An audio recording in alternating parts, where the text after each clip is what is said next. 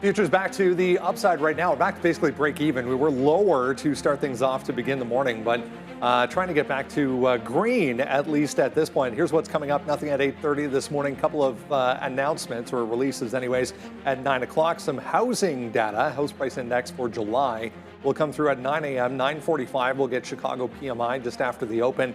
At 10 o'clock, JOLTS, first of three jobs data releases coming this week. ADP to, Thursday morning, and then we'll get non-farm on Friday morning.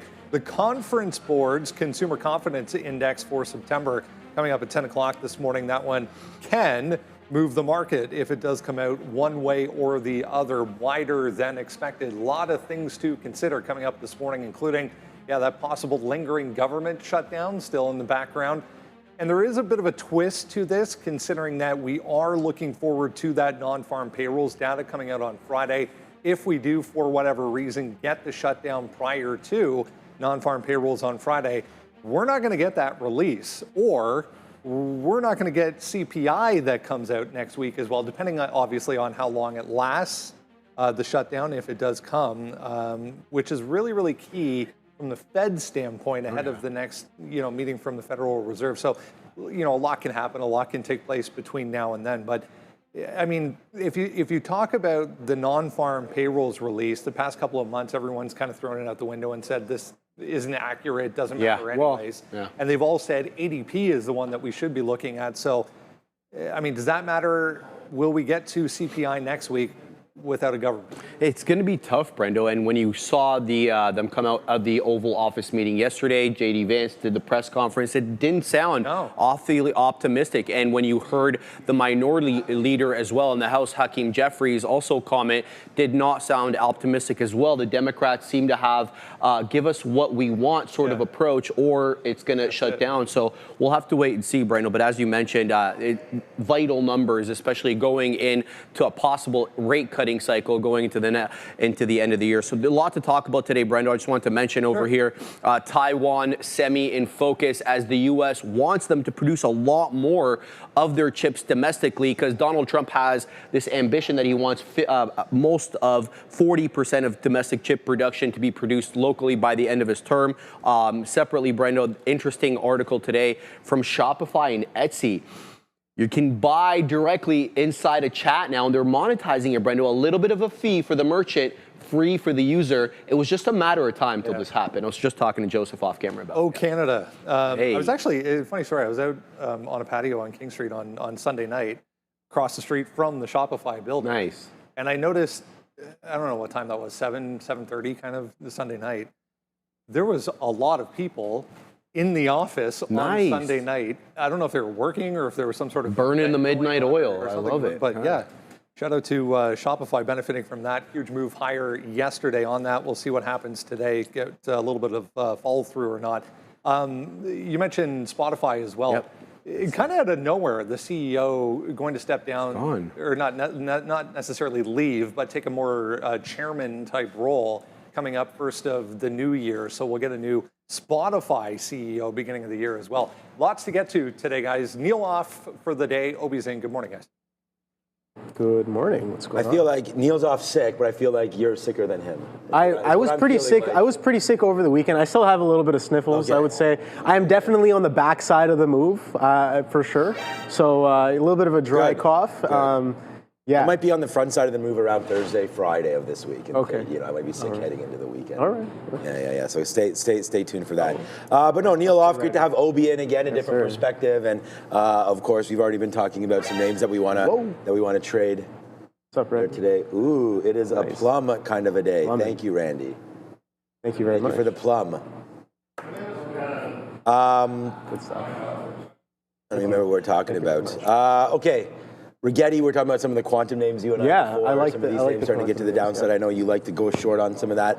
I'm looking short today, to be honest with you. The market opening up down. We have all this government shutdown lingering. It's not like a huge, to me, it's not a huge deal for the market. The only thing that I hope doesn't shut down is me today. That's all I really care about. You won't get shut down, don't worry. But generally speaking, I feel like the market reacts to these things before it happens. Yeah. So right now, we're not really getting that much of a dip down in the market at all. I mean, yesterday the Nasdaq was up, ES was up. So I think we're now, 24 hours away? I think tonight or so, we'll be able to find out if the two sides are able to come to a understanding. And we'll see if the government... All right, I got it muted. The government. I was muted. I like Neil's strategy. Get off sick, then get me sick right here, and then. Yeah. No. I was here the last couple of days. Yeah. I wasn't feeling that well. A few people sick like last week. I think that's how I got it. People were sick in the back office. I think. Oh, were they? I think Strafe was coughing a little bit too. I was like, I don't know. Yeah, we were. There was some touch and go last year as well. Last week, sorry. People are yelling about CoreWeave in the chat. CRWV. Guys, make sure you do get in the chat. I just want to show you. So there goes CoreWeave. Yeah, up 8% here. So I just want to make sure everybody get into the chat right here. And this is how we're finding these things. You know, if Sean thinking short, go long. Yeah, that's what you should do, LMG, for sure. You should definitely think of your own strategies. That's the one thing about trading, and that's why we love it. It's so amazing to be here and give different ideas and see what's happening. But there goes CoreWeave right now. Yeah. CoreWeave shares are trading higher. Here's the story right now. Let's bump this out. Yeah. CoreWeave shares trading higher following reports suggesting that the company secured a $14 billion deal with Meta. I thought we had heard reports of this earlier. I think it was a couple days ago.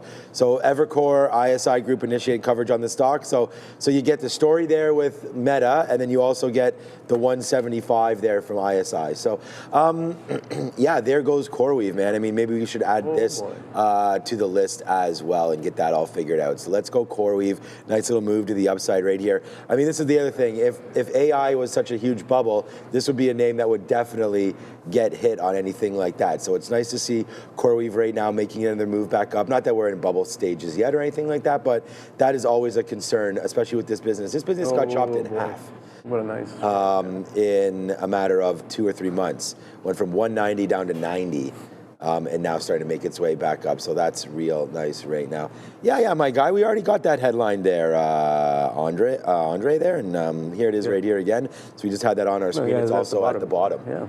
Yeah, nice. So there it is right there. So, yeah, CoreWeave starting to go back to the upside, so it's nice there. But some crazy move there. Out of nowhere. We were just talking about how this week or the past couple of weeks hasn't been too news heavy, to say the least. But yeah, no, we got some news fresh out. That's right. Fresh into the open. CoreWeave's pretty solid. Yeah.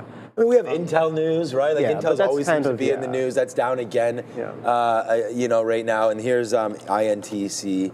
We just had news with UiPath too. Just got a deal somewhere as well. We'll have to look at that. There's Intel, and we had sold some of this OBI around 35.80 or something like that, which turns out to be a decent sell. And then I thought I just heard something in my ear about UiPath. Let's see what path this is taking. Woo-hoo-hoo! Okay. All right. Okay. UiPath goes. Oh, CoreWeave has news, huh? Yeah. So we'll figure out what's going on here with UiPath. I don't see it on my Benzinga Pro platform yet, so hopefully that will be coming out in just a matter of minutes. Right now, some of these big data names, you know, there's UiPath, Snowflake 225. I got out of Snowflake at $2 so this was maybe a mistake on that one. We'll see what happens with Snowflake, although it was just bouncing off nicely right here. I was debating getting in again to this name, giving up the 10% that we sort of gave up by getting out at 200 there. Let it pop through on earnings, a great earnings call for Snowflake. But yeah, there goes UiPath, there goes CoreWeave. It seems like it's not going to stop with some of this news, and I'm still waiting for this news to hit. So there. Yeah. We put something up on the screen, but I think it lasts about 5 seconds, so it's pretty hard to see that. What happened? I don't know. What was that? There was another story up there. What was that story? Oh, no, I didn't see that one. But yeah, no, in terms of fresh news stories, Snow, there you go. Snow, UiPath announces partnership with Snowflake to unite agentic automation and Snowflake Cortex AI. Woo-woo. So yeah, Path. So yeah, a lot of these. It seems like a lot of these stocks over the past couple of days just straight up big stick candle on AI-related news. We saw Etsy and Shopify yesterday. Those are stocks that I have on watch today for sure. You can see the strength on Etsy itself. Yesterday, the news comes out, no real pullback throughout the rest of the day there since that catalyst right there. So you already know I like to throw on that anchored VWAP, and that's coming in at 71.69 there. So a little bit of a trickle down on Etsy, and then let's take a look at Shop as well. Shop did get some decent pullbacks there, but overall still closed relatively at the high of the day. So let's throw on a anchored VWAP here as well. And yeah, so you can see that that's sitting at 174.44. All right, so thank you, Andre, for the PATH headline right there. So you can see joins forces with Nvidia to introduce AI for sensitive processes and collaborates with OpenAI. They have two stories. They have a Snowflake story and the Nvidia story. Oh boy, yeah, like that bid is coming in real hot. So it must be Investor Day. More names. We've got 4 names and then 2 fresh names, UiPath and CoreWeave. So it could be, it's probably an Investor Day here. This morning's starting to heat up a little bit, Sean. Yeah, that $15 level actually for your UiPath is actually pretty awesome. I think it went right through it. We were up there in June. Yeah, here it is right here. So there's June. Oh, wow. Okay. This is like a multi-month breakout we're seeing right now on UiPath. Don't forget, well, it's not about forgetting. I mean, we're looking at it together. This break right there, 1550, up there, 1650. So a potential here for UiPath to really exceed this. Great little base for sure. You know, $10, almost treating like it was a SPAC. Yeah, okay, UiPath, there it goes, man. A couple deals right there. So, yeah, it is here, man. We are ready to rock and roll. Thank you for all the support in the chat. As I see, it's been a fun morning already. Obi, if you get any winning trades, don't talk about them, okay? It might be gloating. So make sure you do not mention that, all right? So all right. Please, I'll make sure. You know, only talk about losing trades, which might work out better than not. Well, you know, on days when we lose, we like to talk about those trades, and on days when we win, we like to put them on the board as well. So, you know, that's what trading is. You never know. You open up the door and you see what's available. Yeah, exactly. That's the best thing. Honestly, some of these days, man, I'm just like, oh, I see nothing. Coming into the morning, off the open, I take nothing, and then later on in the day, around like 10 o'clock, 11 o'clock, 12 o'clock, maybe even later on at 1. How about 1 o'clock? Yeah, and then I see a trade, I take the trade, I'm like, oh boy, like this thing just fell into my lap. It gets better and better. It gives me opportunity to size, and yeah, it's some days. I think there were a couple of days like that last week where I just wasn't expecting anything, and I just waited for it and just pretty much fell into my lap. And I think that just goes to say, like, yeah, some of the best opportunities might catch you off guard, but you got to stay prepared for them. That's what I learned. Yeah, no, we're excited for opportunities, and that's what I was saying. Get into the chat, like everybody, like that. Our community is, like they're yelling about CoreWeave, yelling about UiPath even before these moves have happened. So we want to thank everybody for that, and continued support there is amazing. So, all right, let's go back over. I don't know if we have a guest today or not, but let's go back over to the boys. I was just checking Kathy's ARC.com. This thing's had a huge move. We were just noting 121% off the April lows for ARKK. At one point, I mean, she was into PATH as well pretty heavily. I don't see it on the website right now, but maybe she got out at the lows. That would be terrible. But anyways, yeah, so CoreWeave and PATH, ones to watch here going forward. Just hearing a little bit more on this CoreWeave story. We're much higher than this now, back to the top end of the range. That's a daily chart. 140, 150 maybe above this here for CoreWeave. This is a really good look, Brendo, because until this point, CoreWeave's revenue was really concentrated with one customer. 71% with Microsoft was basically the majority of CoreWeave's revenue coming from one company. This helps diversify that substantially. So the deal here that they struck with Meta is for the tune of $14.2 billion. It's obviously for computing power. This is one of the largest AI infrastructure commitments that anybody's made with CoreWeave so far. And it's notable here because they're going to be using the GB300. That is the latest and greatest of NVIDIA's AI chips. That's even newer than Blackwell. I don't even think they're making it quite yet, Brendo. They're set for delivery next year. So this sounds like a future deal. CoreWeave is obviously part of the rising group, a sector called the Neo Cloud, where they basically rent out access to their AI GPUs. Some competitors, Brendo, are Nebius Group and Nscale Global Holdings, kind of doing the same thing as well. A couple other things coming through here on PATH right now. UiPath launching voice AI automation, expanding a bunch of different partnerships here. So multiple different announcements here this morning for UiPath. So UiPath unveiled a voice-enabled automation agent powered by Google's Gemini. Oh God, okay, so that should just not be talked about anymore. Anyways, there's a bunch of stuff coming through here. You know, I was trying to make I was working on an image this morning using Gemini's image generator. And? It was text. Like I was just trying to make it generate an image of text. Okay. It couldn't for the life of it spell the word right. Get it, Gemini. Anyway, Mitch is here, I think. Yeah, Andre, yeah, okay, Mitch is here. Let's bring Mitch in, get his take on some of this heavy news morning here. So a lot moving around. I'll keep my eye open again. A lot of multiple different announcements here for UiPath. Money Mitch, good to see you. What's going on? A lot winners. this morning. That's all I can say. A lot of chicken dinners here at the Hodge House. Yeah, it's crazy. I mean, all these high flyers flying high. Once again, give me your thoughts here. Path or CoreWeave today? Oh, CoreWeave, definitely. Why? Because the software space overall, the momentum has been relentless in this area. And then now you're getting more support for what? The thing that was all questioned last week in the media, the AI trade. But what happened? What happened? Well, there's another deal. But boom. That should just give you more and more confidence, guys, that, yeah, we're in the late innings of the first wave of AI, but that doesn't mean that the party has stopped, right? And I think we're in the new roaring 20s. That's what they'll be calling this time right now. And look at APP, relentless strength, right? I mean, these stocks have not stopped at all, guys. These stocks have just continued to rip higher. Every time people think they're coming down, they're not. So with CoreWeave, you can take a look at this one that's a speculative name with it, Wi-Fi. WYFI. So keep your eye on this one. Maybe you're watching CoreWeave take off, but you don't want to take the leader. So you look for a laggard, relationship play, and you can look into any type of play here with kind of the cloud space. You're also looking at the energy infrastructure area. So keep your eyes on that. I think today's going to be a very important day. There's a big important reason why, guys. Right now, we're on the watch to see if growth trade turns back down, right?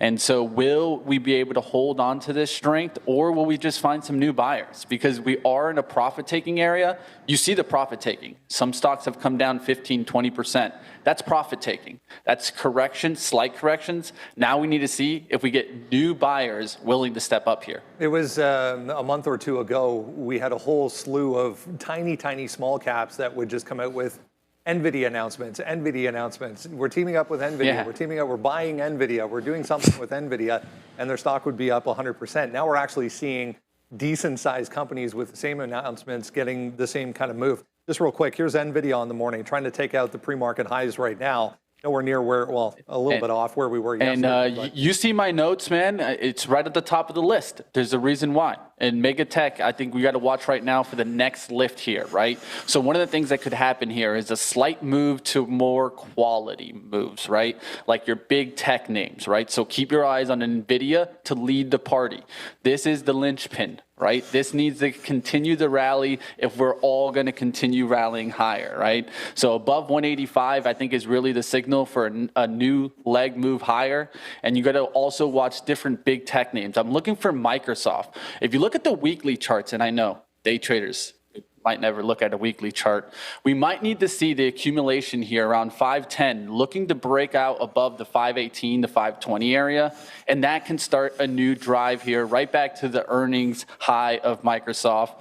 And then you have stocks like Apple that are marching towards all-time highs. This is a rotation that came clearly from the 190-200, where institutions took positions when everyone was questioning, oh, but Apple's AI.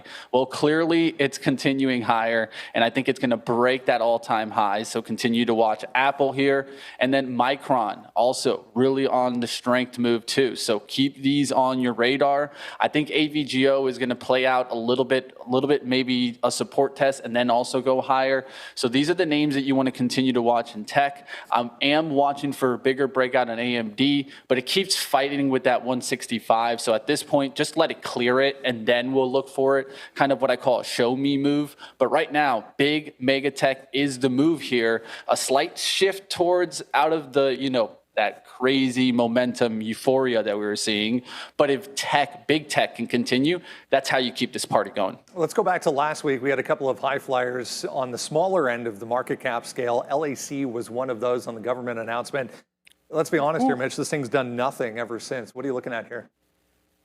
Yeah, this is the classic move where it just kind of squeezed everybody out that was short, right? Now that you're seeing everybody get out there. Now I think there is some bigger positions being put on because I've been watching the tape and I was actually long LAC before this big breakout. And you guys that follow my stream know that, you know, I'm not front running this. I was looking for moving lithium. I've talked about it here, right? SQM, ALB, looking for those to continue higher. But I also am looking at SGML. I looked at it off the LAC, made a good trade on the first action, looking for the next move. So LAC is all about the 6 recovery. I was even watching for it yesterday. Will it recover 6, 6, 6, 6? So at this point, you look for those fake out washes because they're going to fake it to the downside before they lift it, right? This is one of the patterns that I've been seeing more and more. In technical analysis, we all talk about supports and resistance, but what we need to talk more about is all this like kind of wick action and liquidity search. Quick washes right before they send them. So for LAC, look for a quick wash. Maybe it goes down to 5, even 60s. You know what I mean? But what you're looking for is that recovery to start coming into play, then start to get right back up to the upside.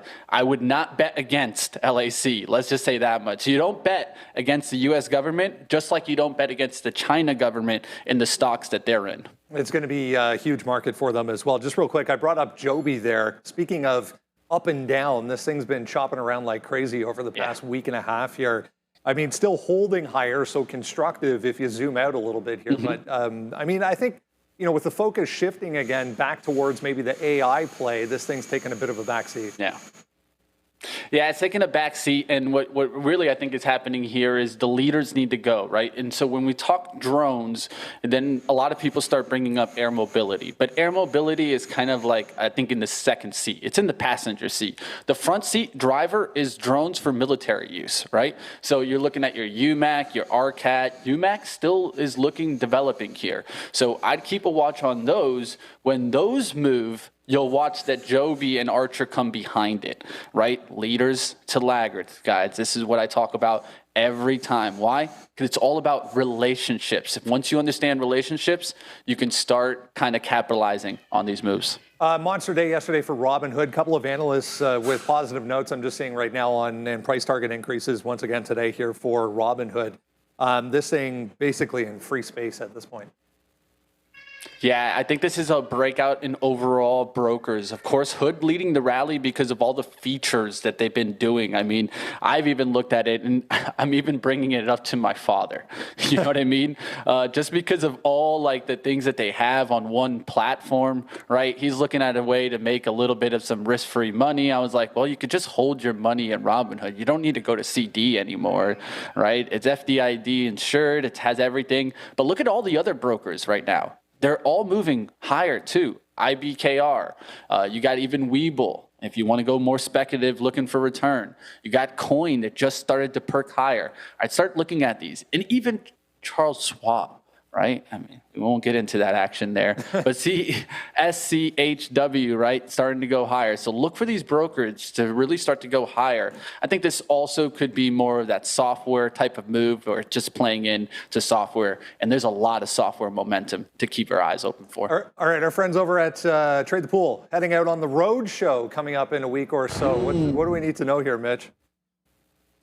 Well, get the floor ready because you know the Money Mitch is coming through. But we also have a competition to talk about, right? We have a Beat the Ackman competition. So pretty much we're going to do a competition for a couple of days going against Ackman's portfolio. And I will say that he has one of the strongest positions in a name that I'm watching right now, which is Uber. So look for maybe Uber to break 100 and go higher. And then we really have to compete against Ackman. But the first couple of days will be that competition. Then the final competition is right there in, of course, the set in Trader TV, guys. I will be there, and that day we're battling for the top P&L. So get ready to watch Money Mitch swing because, hey, there's one thing for certain. It's all about knowing when to swing big. Speaking of, just real quick on the Ackman note, he was in Hertz at 1.2, pretty large going back to the end of last year. This did have a move. If you go back to May of this year, hasn't done much since. But on that note, thoughts on Hertz here? Yeah, I mean, this is a battle. I think they did the wrong thing when they started to get into the Tesla and the EV space. So that definitely didn't help them, right? Sorry for my camera. I don't know why it's getting blurry. But yeah, I'm watching for Hertz to get a little bit higher there. But honestly, this is kind of one of those bets where it's just really slow. So if you did want to take this, you look weekly. The weekly will help you. So then you use levels like support, like let's say 650s or $6 to look for entry on Hertz, and you're looking for a rip back up towards 9, right? So you got to keep it kind of small, look for those undercuts and rallies like I talk about, the liquidity moves, right? So in this case, everyone's looking for the 777, right? So you look for that liquidity move back down to 6, and then when it comes back towards 7, that's when I'd be looking at it here. But Hertz could get the move. I mean, I would be looking at a Carvana. Stay with the strength. That's what I'm talking about, staying with the strength, right? And if you wanted to go for those types of names, right, it would be like an Avis, right? How's that doing? I haven't taken a look at that in a while. I mean, the whole market is... Right? Yeah, look at CAR, right? Why would you look at Hertz, right? Look at CAR. That's just going sideways here. And when things get sleepy, they can break resistance and just get higher, right? And so you look for that sleepy daily. It's hanging out right on the 9 EMA, just was at 210. You know your risk here, 150. You got about 11 points down, and you got about 39 points higher. So kind of understand the risk to return there. But that's how we go about it. You're going to use those washouts, then look for the breakouts. Look at the charts. Look how many have done this. Another industry that's very heavily reliant on the interest rate side of the story here as well. So good stuff. As always, Mitch Hoke over at Trade the Pool. Best of luck today. Hey, guys, and you know how I am. I can go on for days. There's housing rate plays. There's mineral plays. I'll tell you what. Go to Trade the Pool. You might just find some of these plays. We'll save some. We'll save some for when you're sitting right here in a couple of weeks. Good to see you. Oh, get ready. I'm ready. I've been swinging and getting after it. I'm excited, guys. We're taking over. We're going to be out there in Toronto. If anyone wants to do a meetup out there, let me know. We're going to go. Thanks, Mitch. Let's get it. All right, take care. Yo, thank you very much. Money Mitch out here. This is a great talk, some great stocks there, and great ideas as well. But he said something that I maybe didn't agree with. He said day traders don't really look at weekly charts. What do you think about that? I look at weekly charts all the time. I don't, but I know you do. Weekly charts, monthly charts, come on. Especially when all of those traders, the swing traders, the institutions, when everybody starts lining up, oh boy. You know what I mean? Look, I mean, everyone just do whatever. This is the thing about our show. We don't actually show you guys our P&Ls. So everybody has to use whatever's working for them. Oh, there's Mitch. Yo, what's up, Mitch? Yo. Hey, Mitch, how's it going? We were just talking about that weekly chart thing. And what I was going to get into, and I didn't even realize you were still there, was the fact that everybody has to judge their own strategies based on what success they're deriving from those strategies. Yeah, so if you're looking at weekly charts and they're working for you and they're giving you the plays, and you can look over at your P&L and be like, wow, that stock moved off of said technical level, and it was based on a weekly recommendation from Mitch, from Obi, from myself, from just the traders looking at it themselves, then I think Mitch and all of us, we give thumbs up, right, Mitch? I mean, whatever levels traders are looking at, whether or not it's Fibonacci's, whether or not it's moving averages.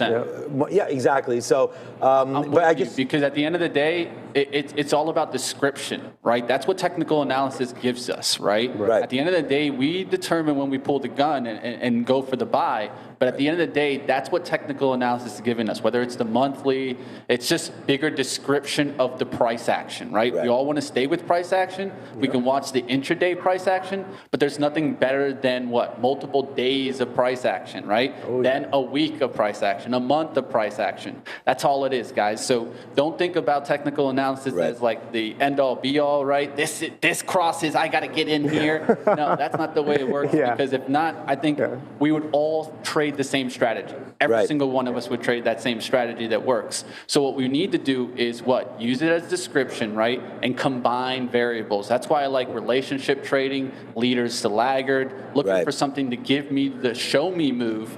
Oh, now this is hot. Let's go look in the space. Let's find a good chart. Like SGML, I think has been setting up for a little while now. If Lithium gets a next move, boom, higher, right? RKT, housing play.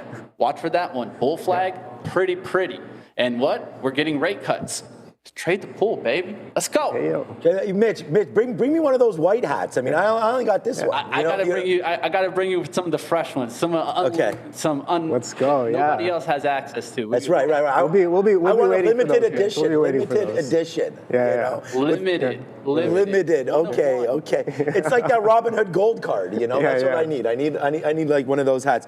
All right, enough of that. Okay, thank you, Mitch, for coming through. And I think that's just what I was getting at. Was you're great at reading those charts, and if they give you a trade, some people would use maybe weekly charts more on swing trading, but of course, maybe on your time frame. But breaking something out, I mean, we looked at UiPath there.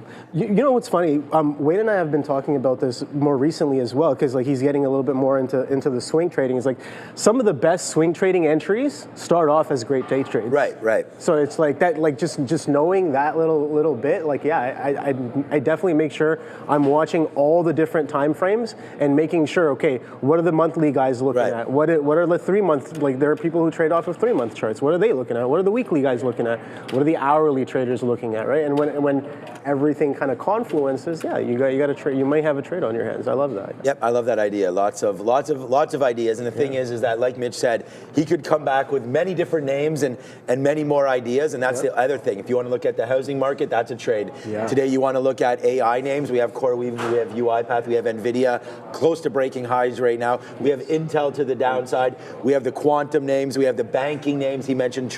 I was actually going to talk about Charles Schwab. We got to go to Joe in a second. This is a name that I've liked for a very long time. I think this is the best. This is like the cream of the crop. These guys have way more clients than any of these other names we're talking about. And if they can adjust and get into some of these prediction markets and things like that and offer more, I do really, really like Charles Schwab. But I mean, another name that I'm just in very, very high conviction trade is JP Morgan. I mean, this name just continues to, take a look at that. All-time highs, man. All-time highs for JP Morgan, and just continues to climb higher. So I do like the financials, and I do want to thank Money Mitch for coming through, and we look forward to him visiting in just 2 weeks' time. So 2 weeks Monday, yesterday. He's here on the 13th, which is Thanksgiving. Canadian. It's already Thanksgiving. Oh my God. So, okay. It's been a while. I'm a little bearish today, so we can keep those guys like that. Randy brought us the plums, but I don't know where that extra coffee is here right now. All right, what's up, Joe? My question is, am I allowed to compete in these competitions? Because that's really where my head is lying. So we got to figure that out, because this would make it a lot more fun. I'm sure a lot of you would like to participate as well too, guys. But enough of that. Let's get right into some of these upgrades and downgrades and talk a little options shortly. So guys, at the top of the list, upgraded, we're going from equal weight to overweight. In Celsius, we're getting that nod by Morgan Stanley. Also, Robinhood getting the nod as well too this morning, guys. Getting that target raised to $145. Now, as for Tesla, Canaccord Genuity raising that target to $490, slightly red on the session. Now, Fidelity also neutral to buy by UBS Group. Price target raised to $82. Now, on the downgrade side, guys, we have Jefferies Financial lowering that target on EA Sports to $210, going from a buy to a hold. Now, as for SMR, new scale going from a neutral weight to underperform. That price target has been lowered to $34 by Bank of America. Now, Molson Coors, how dare they? Piper Sandler lowering that price target to $52, going from a neutral rate from a buy to a neutral rate. And then we have Spotify as well, too, guys, getting the downgrade by Goldman Sachs.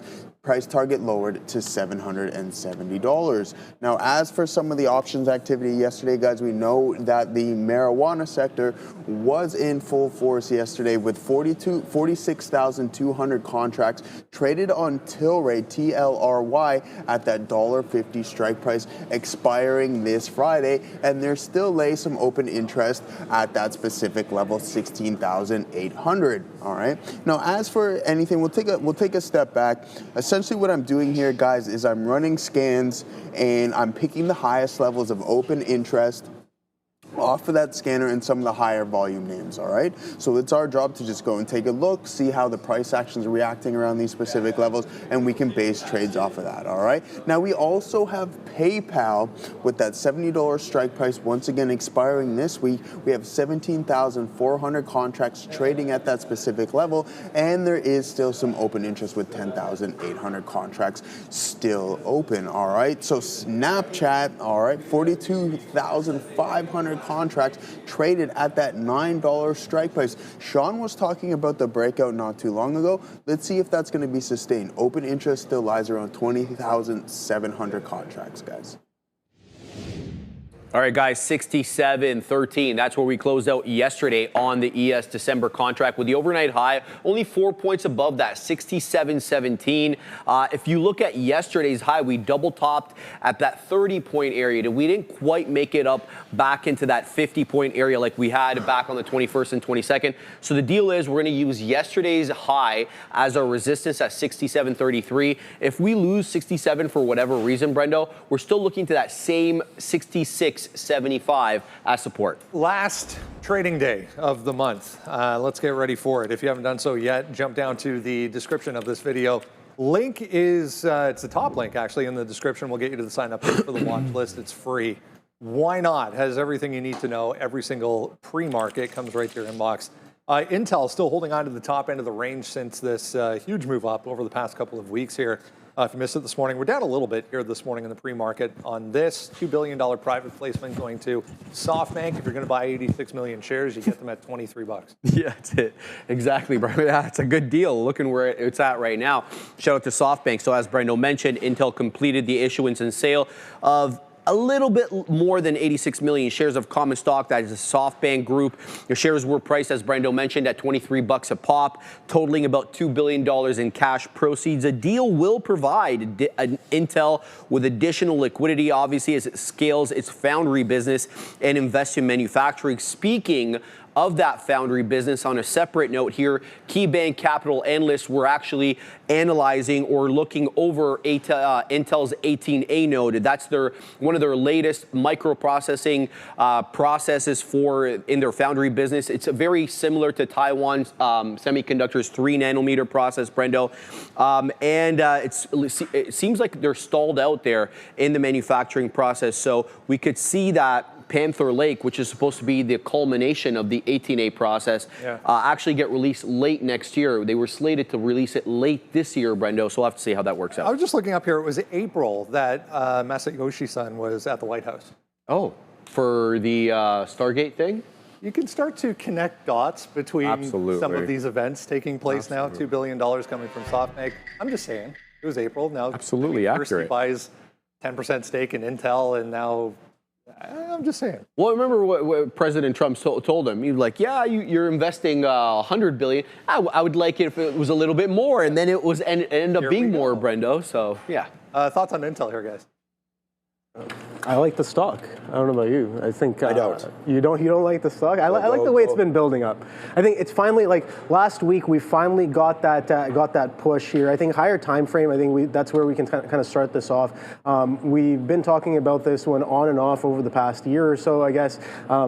A bit of a base here that formed on top of this $18 level here. Yeah, Intel was distinctly different from the rest of the chip names, and it was kind of beat down. Any sort of good news or bad news couldn't really get it to sell off any more than this $17.67 consolidation low all the way from, I guess, August 2024 until relatively about a few weeks ago, where we finally broke out of this range high, 27.80s. We pushed above $30. We got the presidential seal feel the U.S. government's definitely involved, and we started getting big players like Nvidia start to get involved a little bit here as well, and we're starting to get a continuation. So I like the stepping that's happening. It keeps on pushing up, consolidating, price acceptance, and then to push up a little bit more. 3630s are the highs right now on Intel, but yeah, still a lot of room to go. If we just go higher time frame, let's go straight up to a monthly chart here and see. We've got a lot of headwind to kind of get past if we are to push back all the way to all-time highs, like we're seeing some of these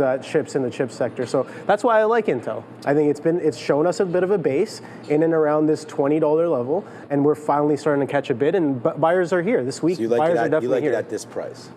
What's that? You like it at this price? Well, I don't necessarily like it at this price. I like it to hold the trend. That's what I'm looking for. I think buyers are definitely here. Okay. Intraday longs might be a little bit more difficult, but I think the bids are definitely here on this name. Yeah, all of your analysis there makes perfect sense, and I like the fact that it's breaking out as well. It's just, I was just more talking like, for me, we've sold some. I don't know if you've seen this back here in July. This was already an area that we popped right into, and then if we're talking about technical analysis, doesn't this right here coming into this level and fading back, I would think that this has a stop. Like, that's why we got out. Some up here is just, if it does fade back in, I tend to really like this stock if this can come back to 30.31, which is why I asked Obi about the current price. Like, this is just getting faded off of basically last year's levels, right? We were here last year at this time, and it was actually earlier last summer where we got up to $35, $36, and now the fade is in. So I just feel like it got a lot of bumps up with news that, you know, Apple, TSM, these guys aren't investing in Intel, and it looks like Nvidia did it only to get the bump and get the approval of the US government again. So I think that Intel is still a fledgling business and does come back in and see this $30 level, which is another 15% lower from here. So the fact that we got out at $36, we were in the money 74% when we checked it. That was from down here. So we had already hit that long down here to up here. You can only win if you take profit. So that's what we did. Still holding on to like 70% of the trade. This is not a dead trade for me. But yeah, for today, I don't know, barcoding right now, I'm thinking red today. Obviously that CoreWeave deal and UiPath is not that big of a deal. But the thing about it is we are going to talk, we are not going to talk actually about Nvidia or anything, but this move, Nvidia can carry the whole market. Oh, yeah. And that's already starting to happen a little bit here. When we get the announcement of the news, we're starting to see some volume pick up here. This is the ES, so we can go over here to the Nasdaq where I need to put volume up. But you could start to see it starting to go upside there on some of those announcements. The volume starting to pick up. Now the fade's in because, hey man, these moves aren't going to last forever. And at the end of the day, CoreWeave is still CoreWeave, and it's not even in these indexes. So we're going to have to wait to see about this break here on Nvidia. This is actually part of my sticky note. And the sticky note today is actually pretty funny because I have a couple things. I have Alibaba long if we dip in. I have the Nasdaq short here, but then I have Nvidia long. So how could you have the Nasdaq short and the Nvidia long? Well, this is what I'm going to show you is that if Nvidia breaks this 185 area, then we want to start going long. That is still $3 or so away. So I don't necessarily want to be layering into these TQQs. I have 103. So if we can get bumped up here into 103, which we've seen the last couple days, right into here, it was yesterday, and was it the day before? No, just yesterday. Those levels, I feel that that's a short that we'll try, and if we fail it, then we get out, and then we can maybe focus back on and look over at Nvidia. We're only taking Nvidia long if it breaks that 185, and we're taking this short if it comes up to 103. So I'm just going to try that. That might not be the greatest trade. 104 has a lot of consolidation in it as well, and then we get back up to all-time highs again of 105 and change. So this is the trade that I'm looking at. You can see the momentum looks to be down. We do have a down sloping 50-period moving average. I think the Nasdaq goes low side there. We have government shutdown talk today as well, so that shouldn't help the market. Doesn't look like it's hindering it, but let's wait to see. The market is still young. We still have, again, 17 minutes until we even open up. So these ideas may change, but that's what I'm looking at right now. Fading the Nasdaq.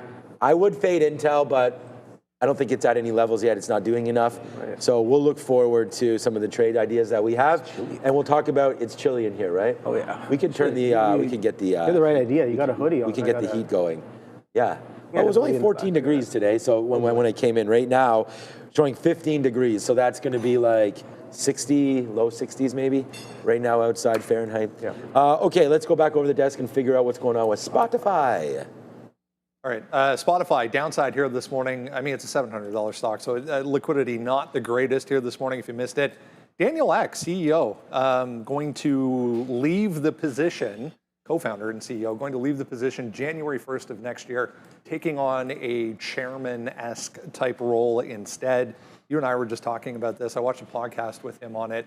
This is going back to the beginning of this year even. This is the type of guy that's not your typical, bolsterous, loud, very proud CEO. He's a very quiet, reserved, very calculated, very smart guy. But maybe something that he's been planning all along. It feels like it, Brendo. As I was telling you off camera, he was trying to buy Arsenal from Stan Kroenke, obviously, in the Kroenke family. He didn't make too much of it. Once the Kroenke said no, he kind of backed off. We didn't really hear much from him again. So, yeah, I echo that sentiment. So, anyway, Spotify, they have announced he's leaving, and he's going to be replaced by the two co-presidents, Brendo, Alex Nordstrom and Gustav Soderstrom, and they become co-CEOs effective on the 1st of January of next year. As you mentioned, Daniel Ek, who's 42 years old and has been at the helm, guys, even though he's 42, he's been at the helm for 20 years. He's the founder as well. He's still going to stick around to influence strategy, capital allocation, and long-term planning. He's going to focus less, though, on the day-to-day running of the company. Just to give you an idea of who these new co-CEOs are, Alex Nordstrom, he oversaw subscriptions, advertising, as well as content strategy. For his part, Gustav Soderstrom managed product design and engineering, and he also drove Spotify's innovation track. There is precedent for these dual CEO setups. We know Netflix did it. Also, Oracle recently appointed co-CEOs after Safra Katz left, Brendo. So, and I think BlackBerry as well, a Canadian version of co-CEOs had that. So it's workable in practice. Yeah, we'll see how the stock reacts. I mean, typically when these types of things happen, especially when it's a bit of a surprise, you get this move down. You zoom out, though, on a daily chart, we're still hanging on to the top end of the recent range. So he doesn't get to go, I mean, we'll see what happens by the end of the year, but he doesn't get to do the Warren Buffett where he goes out at all-time highs on the day of basically all-time highs. We'll see what happens by the end of the year. Yeah. No, Spotify. I definitely. I have eyes on Spotify today, with a little bit of a gap down here, but still trading within that range from last week. I really liked this push into 475. I was like, all right, maybe we finally get that final push through that 750 a few weeks ago. Didn't really come in here, but yeah, still within that range. I don't have anything too crazy going on here in terms of trade ideas because it is just kind of stuck in this multi-week range here between about 750 to about 680. So unless and until it can really break this range, Spotify, I don't really have too much on it, but a little bit of a push down on that catalyst in the pre-market today. So nothing too crazy. Yeah, I know. We spent a lot of time on Spotify, and I don't have anything to say about it other than the fact that Goldman Sachs downgraded it. So if Goldman Sachs downgraded it, and they're looking at this and saying the future growth is limited, then I would say this is probably a nice little top there. If you feel bad about selling your Spotify position, just get back in. If it breaks to 750, then I think you're all good. I remember selling this name at 350 or something way back in the day. This was another one, a direct list. I got in at 150. It's now 750. So this is an absolute monster stock for Spotify. It was 150. It did come back into $90 there a little bit, but yeah, not much to talk about on Spotify. On to CoreWeave. Mover in the pre-market, if you're just joining, a couple of announcements earlier on this morning. We had CoreWeave, we had UiPath coming out with two separate announcements. Path to the upside too, if you haven't looked at it yet this morning. Here comes CoreWeave though, trying to test the highs right now. That's still the old story for Spotify. We'll get rid of that, but you have the details here. Yeah, Brendo, $14.2 billion between CoreWeave and Meta. It's for computing power, I'm sure, as you guys assumed, marking one of the largest AI infrastructure commitments to date for CoreWeave. The agreement's going to provide Meta access to NVIDIA's most advanced GB300 system. We always talk about Blackwell and how advanced that is. That's a GB200 system. We're talking about the 300 system, which is not even out yet, which causes you to think that this is going to be late next year. year, at least mid to late next year. CoreWeave, as you guys know, is part of the rising neo cloud sector, which is essentially companies renting out access to their leading AI chips. Competitors in the space include Nebius as well as Nscale Holdings. And since the March IPO, CoreWeave stock has more than tripled. It's off highs, obviously. And this is a good move here for CoreWeave because historically, Microsoft's represented 71% of all of CoreWeave's revenue. That number is accurate as of June, raising concerns over, obviously, about customer concentration. The Meta deal provides CoreWeave a critical new revenue stream, Brendo, reducing their reliance on Microsoft. I was trying to find this quote. There's a quote from the CEO. Oh, there it is. On this $14 billion deal with Meta, the CEO saying, they loved our infrastructure in earlier contracts and came back for more. That's from CEO, according to Bloomberg. So, about to take out the highs here, guys, for CRWV. Yeah. All right. Yeah, I mean, this is a stock that I think has the juice, right? I mean, over 6 million shares today, done 11%. This is going to definitely be a top looker if you are day trading today. You want to get stocks that have volume. You want to get stocks. We had Mitch on here, stocks that are breaking out, stocks that have reasons to trade them, right? I mean, we're looking for the word catalyst. And I think that today that has one. Regardless of all the stuff that Sharif said and all the news there, you just got to sort of look at price action because it's true. They've got the business. They've got a roadmap for success.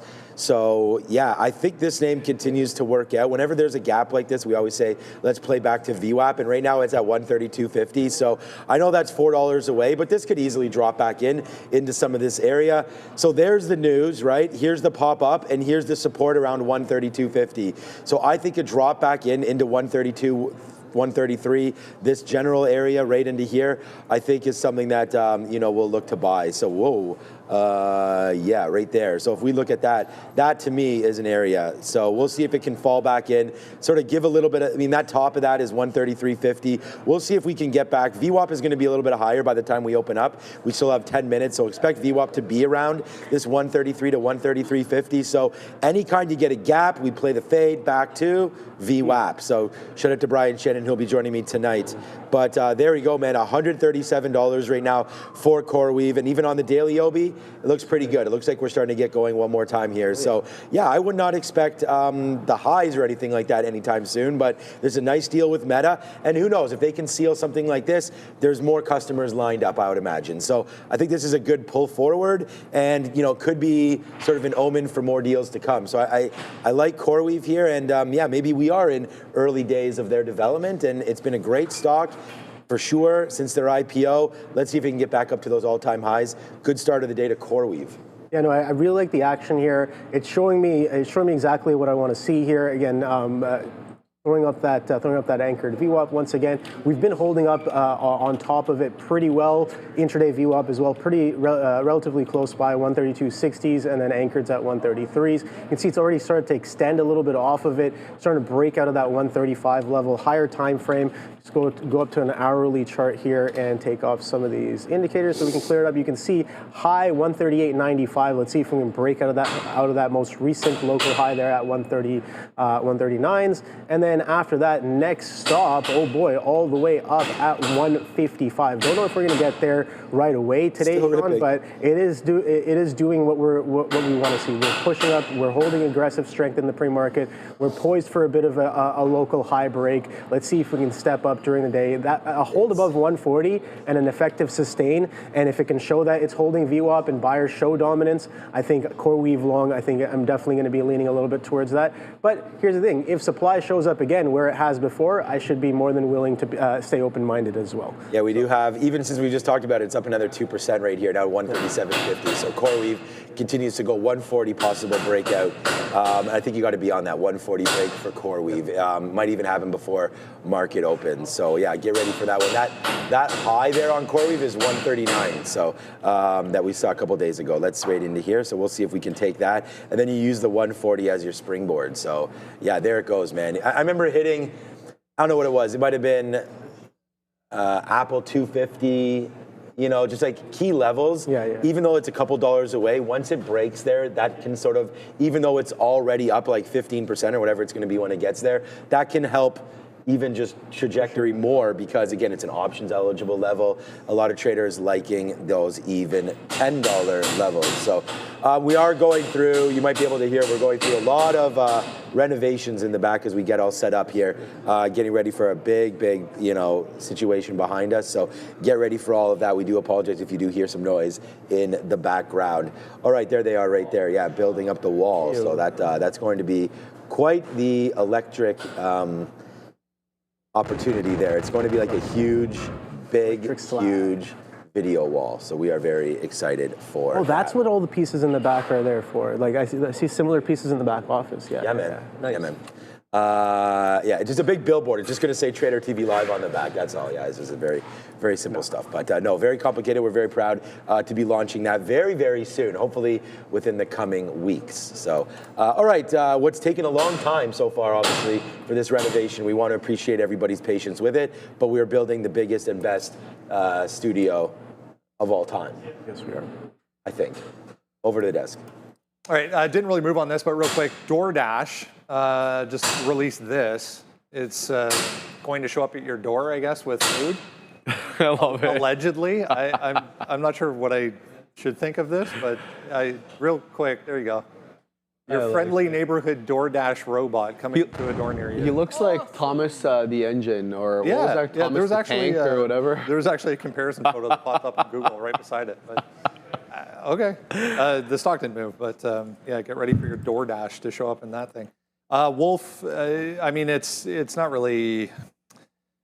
I don't know how I feel about this, but I mean, late in the day yesterday, they were talking about delisting. Now here we are, up 1,000,000% this morning. Yeah, it was ridiculous yesterday, Brendo, especially in small cap gapper world where we love these high flyers. So let's talk about it. It's up another 25% today after successfully exiting Chapter 11 bankruptcy. The company slashed its debt load by about 70%, as well as restoring investor confidence, in its ability to capture new market demand. So CEO called this the beginning of a new era, highlighting growth opportunities. So the details of the restructuring are as follows. They filed for bankruptcy back in June as a result of the new U.S. trade policy shifts as well as weak demand.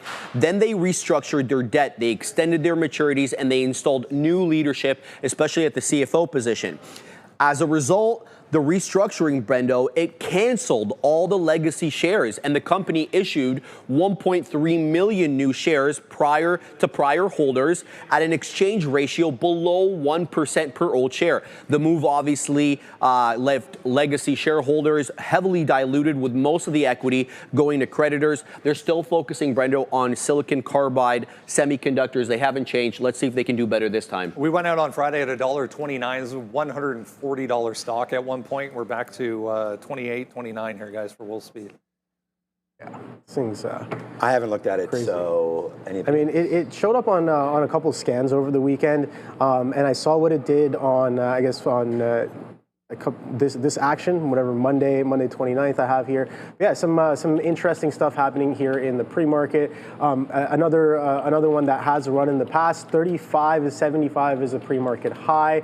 Don't know what the short float is off the top, but definitely one to watch out for. Let's see what the float here is specifically. I know it's one of the lower ones right there. So okay, 155 million share float. Nothing too small, I'd say. Definitely nice and chunky, but yeah, trading a little bit higher here in the morning. Decent relative volume as well. I'll keep an eye on it, but not necessarily a top priority. But I know a lot of people are definitely involved in this name. All right, Canada, it's Shopify time. Let's go find out if this one goes to the moon or not with only 2 minutes left. Oh boy.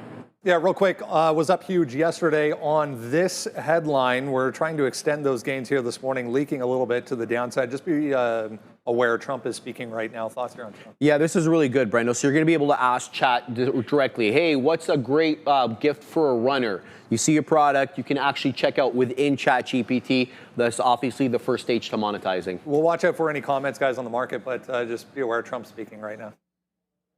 I'm trying to get short right now, so here we go, TQQs. I mean, I written down on the sticky note 103, but I feel like yesterday we were thinking short. There we go, we just took it now.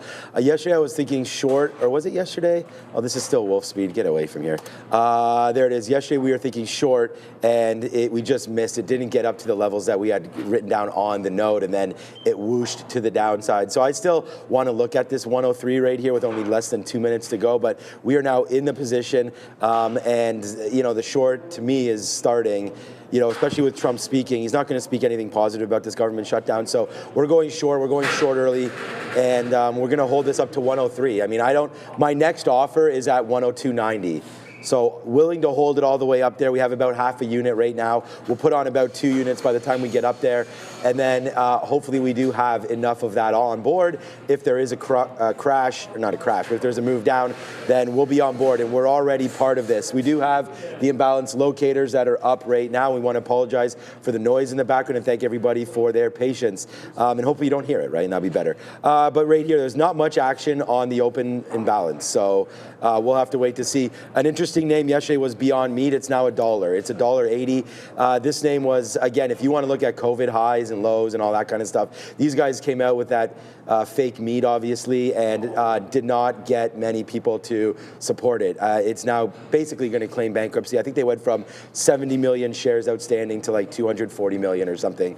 So definitely not great there for Beyond Meat. Yesterday, $3, down to $1.20. Getting that little bit of a bounce here today, so we'll have to watch out for Beyond Meat, but only 20 seconds left. I'm trying to build this Q's position, and we'll wait for Nvidia to break the top. If that happens, and other than that, man, Alibaba maybe 180 bid, but we are getting on in time, Obi. So what do you got? Yes, sir. Yeah, I'm just holding on to some of this path here. I did get involved in it in the pre-market, but just holding on to a little piece into the open. Let's see what happens here coming in. But yeah, good luck to everyone. Yeah, solid opportunities. Let's see if they show up with anything today. All right, here we go. The opening bell brought to you by Orogenics. Check them out, Ogen, right now.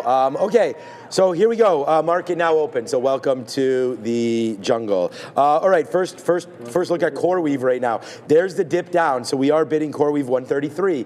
It just comes in into 134.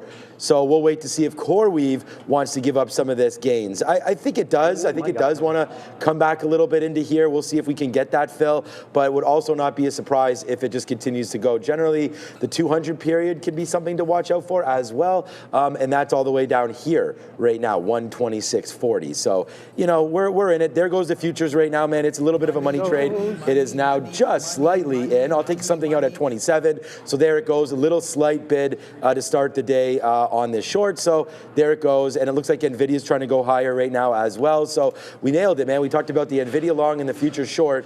So far, 2 for 2 on those calls, and we've got a decent position here on the TQQs. So yeah, you're in UiPath. I'm in the futures short. Let's see what winds up happening. Futures are cracking right now, man. That's 25 cents right there to the downside.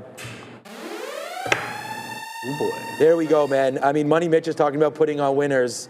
You're live here right now with Trader TV Live, completely for free. Hit the like, hit the subscribe.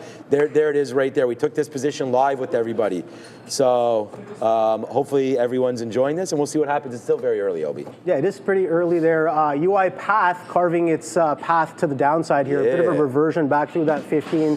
That 15 level was a bit of a key area there, and I was like, oh boy, where are you running? Why are you running? Well, we know why it's running. So I was just looking for a reversion back into that 15. We saw that happen right off of the bat in the pre-market session there. We clipped, what was that pre-market high? 1602. So we actually got all the way up to 16s and then broke it down a little bit. Well, a false break and then break back down and break of the uptrend as well. And then pulled back into that $15 area. That's what I was looking for. It gave it to me right away. I was like, all right, cover a little bit.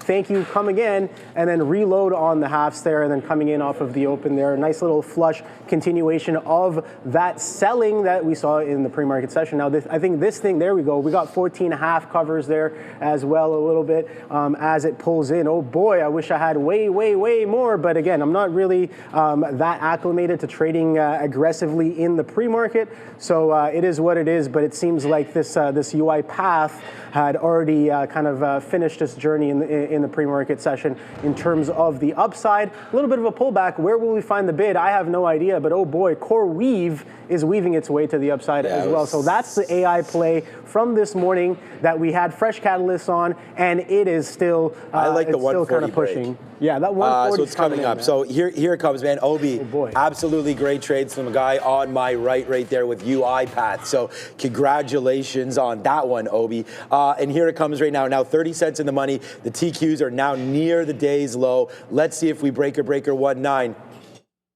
Do you read me? We're starting to go to the downside. There it is, man.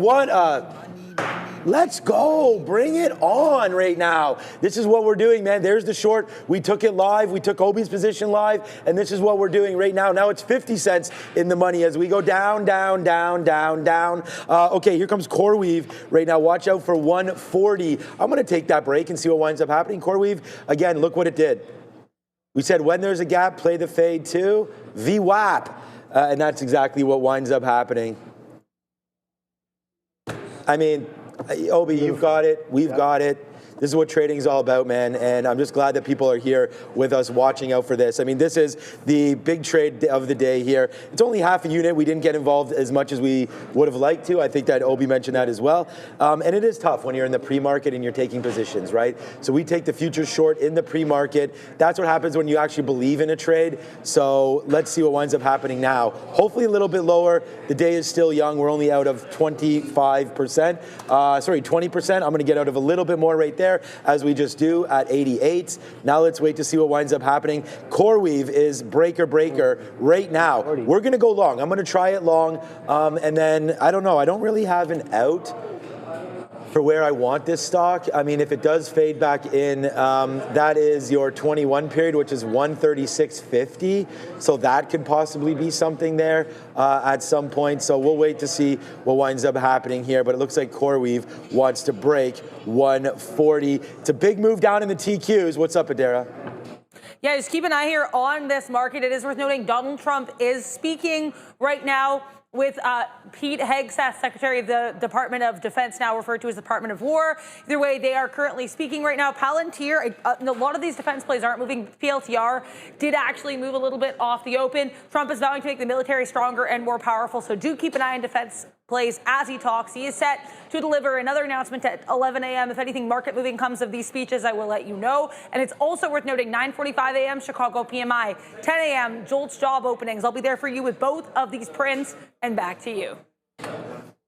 I just wish I had a little bit more size there. Let's go. There's another dollar for you. Let's go. What is happening? Great. We have fuego right now. There it goes, man. There goes CoreWeave breaking through 140. Let's just take some out there. Now it's $1. There it goes to the upside. CoreWeave long, futures short, Obi. It's your one daily goal met already. It's 9:35, Sharif, and we're already done right now. So we'll continue to trade. Where's the next trade? Where's the next trade? We have two banger trades on. Right now, I'm pretty happy with them, obviously, there. But yeah, great you never push. know. So we were just talking about that. That false broke the 140. So you took it on the back through? No, I took it on the breakthrough 140. On the initial one? Yeah. Okay, nice. Yeah. My order was going out there, so it actually crosses up. I actually get 20 cents worth of a. Let's go. Nice. 141. This is going. Let's go. Yeah. What? Talk about momentum, man. Like. I don't just want to celebrate my wins, though. I would like to talk about losers, but we don't got any right now, Obi. Oh, boy. Oh, boy. Oh, boy. I definitely, I'll definitely coming. Oh, okay. All right. Go ahead. Go. I'll be definitely coming to you with a few losers by the end of the day. Oh, so will I, my guy. So will I. Yeah, no. We were talking about like win rates, and I was like, I was looking at my win rate on some of these reversion stocks, and I'm like, I only win about like 40% of the time at like if I'm lucky, but most of the time it's around 30%. Because I'm trying multiple times before it actually works. I'm usually trying at least 3 to 4 times for sure. before it actually comes in and it actually. This CoreWeave could be disastrous. Like, right. This thing could tank like crazy. This is why we're getting out. I'm just sort of playing around with everybody. I mean, everyone can see the trades that everybody's in here. It's every day we discuss the trade ideas, and I just really like when they work. Like, look what's going on with the futures. Like, I don't know right here, Obi, like we talk about the trades that we like. There's the TQQ short. Here's me taking the TQQ short. So when it works out, I just feel good for our viewers. I feel good for myself. I feel good for everybody because it's a trading show at the end of the day. Yep. We want to give ideas, and when the ideas work, like yesterday Neil said he doesn't care about the result of the trade. I completely disagree with that. I think if you don't care about the result of the trade, then he was talking about the process. And you know, but your process is fine. It's just if it's always losing, then we gotta fix that. And right now we're just happy that it seems to be working out for now. And it doesn't mean that this won't completely turn on its head. I mean, here goes CoreWeave right back down. We just got out at 141. We got some out there at 141.70, 141.85, like, you know, so it's like now we can try to reload this. Could this turn out to be a losing trade? Yes, it could. And here it comes right back down. I mean, look at these futures. The futures are almost $1 now the other way. Thank you, Randall. How's everything going back there? Okay, good. This is the Nasdaq right now going down here as well, but we do have CoreWeave that just made a move down. I'm going to try to average in a little bit right into here, although I do like this period right there. We didn't take a look at Tesla yet, Randy. I know Tesla downside. I know you don't love this stock right now at these levels, so we'll wait to see what winds up happening with Tesla. But I actually have to deal with this CoreWeave, Randy. But there it is right now. Now we have $1 on these futures as they're going to the downside as well. Where's that toilet animation we used to have? Yeah, a little bit of a flush. You want the toilet animation? Toilet animation, indeed. There we go. That's what I like. Look, straight big stick down. Oh boy. So great shorts there on the TQs there, Sean. Yeah. Well, I mean, it looks like the CoreWeave short would have been the right one as well because that's down here at 138. False break of that one. No, it actually broke. We initially false broke the 140, and then we got all the way. I thought that could have been one that you were short. That's what I was thinking you were thinking. No, I was thinking about it, but I was like, no, it's definitely. I don't necessarily like the short just yet because it's proven. Like I said, Path was the one that was showing me signals of a reversion, and that's coming in pretty nicely here. As of right now, all the way almost back at 1420s, all the way from 15 halves in the pre-market, man. You got to show me how to size up on some of this stuff in the pre-market because I don't know how either. Oh boy. We didn't. I told you we only had, and this is the thing that I really respect about what we're doing here and what we're trying to do on the show is that I'm telling you, I only had half a unit, and I mentioned that. You know, so I think like a full position for me is 3 or 4 units. If you're ever seeing me into that, that's a pretty stronger belief of that. And to your point too, I think it's hard to catch the liquidity in the pre-market. And the thing is that you don't know what's going to happen until the big boys ring the bell, and then as soon as 9:30 hits, then you see like where the liquidity comes in, and then from there we kind of move on from that. But we have an average price of CoreWeave right now of 139.30. We did take that fill there when Randy was here, and we just put our bid at the 21 period moving average. So let's see if it continues to work out, man. 140. So we're in the money now as it starts to climb a little bit higher. Let me take some more pieces off here in the 60s and now in the 70s and now in the 80s and now and then Adara.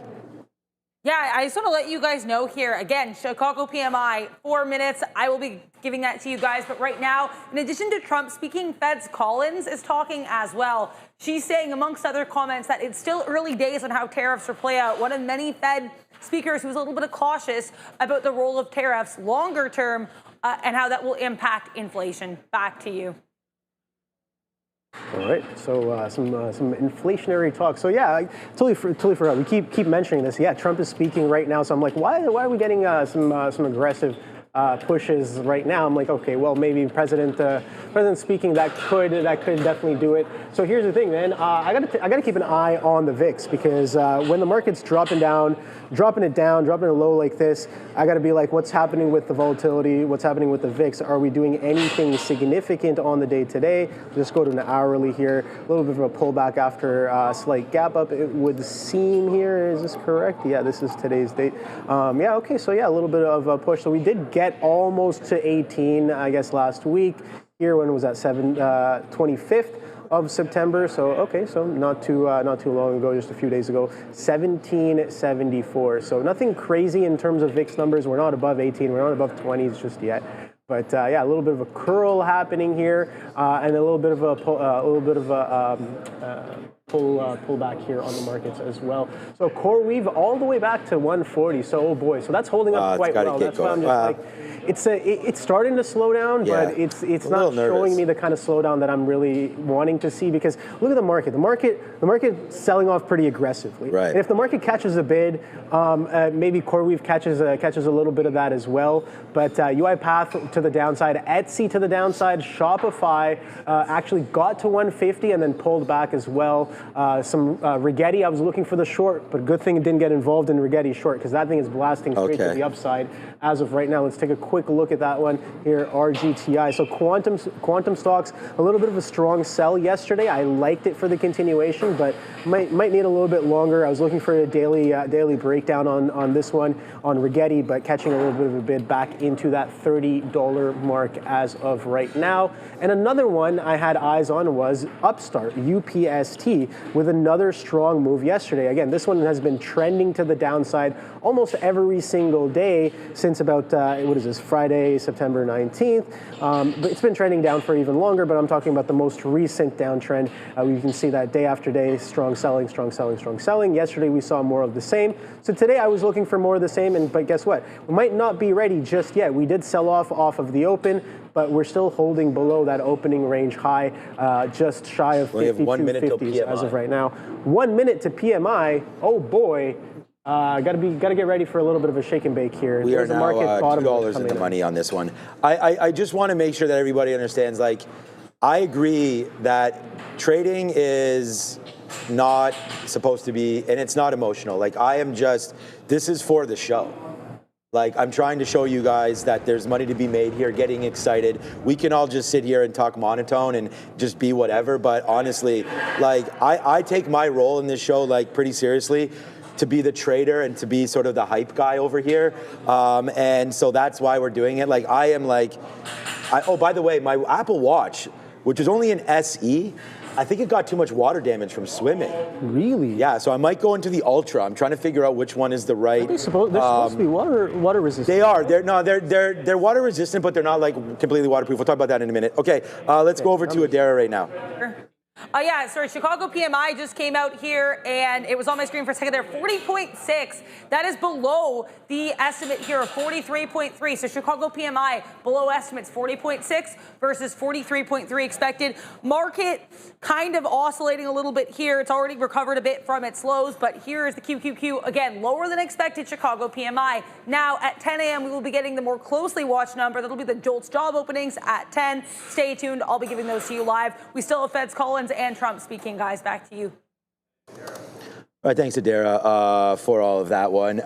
Yeah, look, man, I really respect it. Like, I respect you in the chat there, Rick Smith, saying sometimes it can get, a bit much, and I understand that. So I'm gonna take it back just a little bit. All I really wanted to do was just show you guys, because we don't, and this is part of why we're changing the format of the show. Like, often we don't talk enough, in my opinion, about each other's trades. And, sometimes it looks like, celebrating and is maybe a little bit uncalled for, but I do want to celebrate wins. And so that's kind of what I'm doing here. So, and just talking about the trades too. I mean, we really talked about this TQQ short, right? So when it starts to pay off, I want to be like, yeah, we made it. I mean, you saw Money Mitch come on the show. He's obviously emotional and talks like this as well. So let's just see what happens now. We talked also about the 140 break on CoreWeave. And then once it broke, we were getting out, and then the fade back in hits the levels again. So I just really happy when this kind of stuff works. I got a lot on my mind these days, especially as well. A lot of stuff going on with family and everything. Everything's fine, but just stuff going on and busy. So lots of stuff going on, but I'm really happy to be here with everybody. And yesterday, someone said to me in the chat, because I got to give my hats off to all of you guys there as well, that we're a family over here. And yesterday, my Big Bear AI army came out and asked, what do you think about 650 long?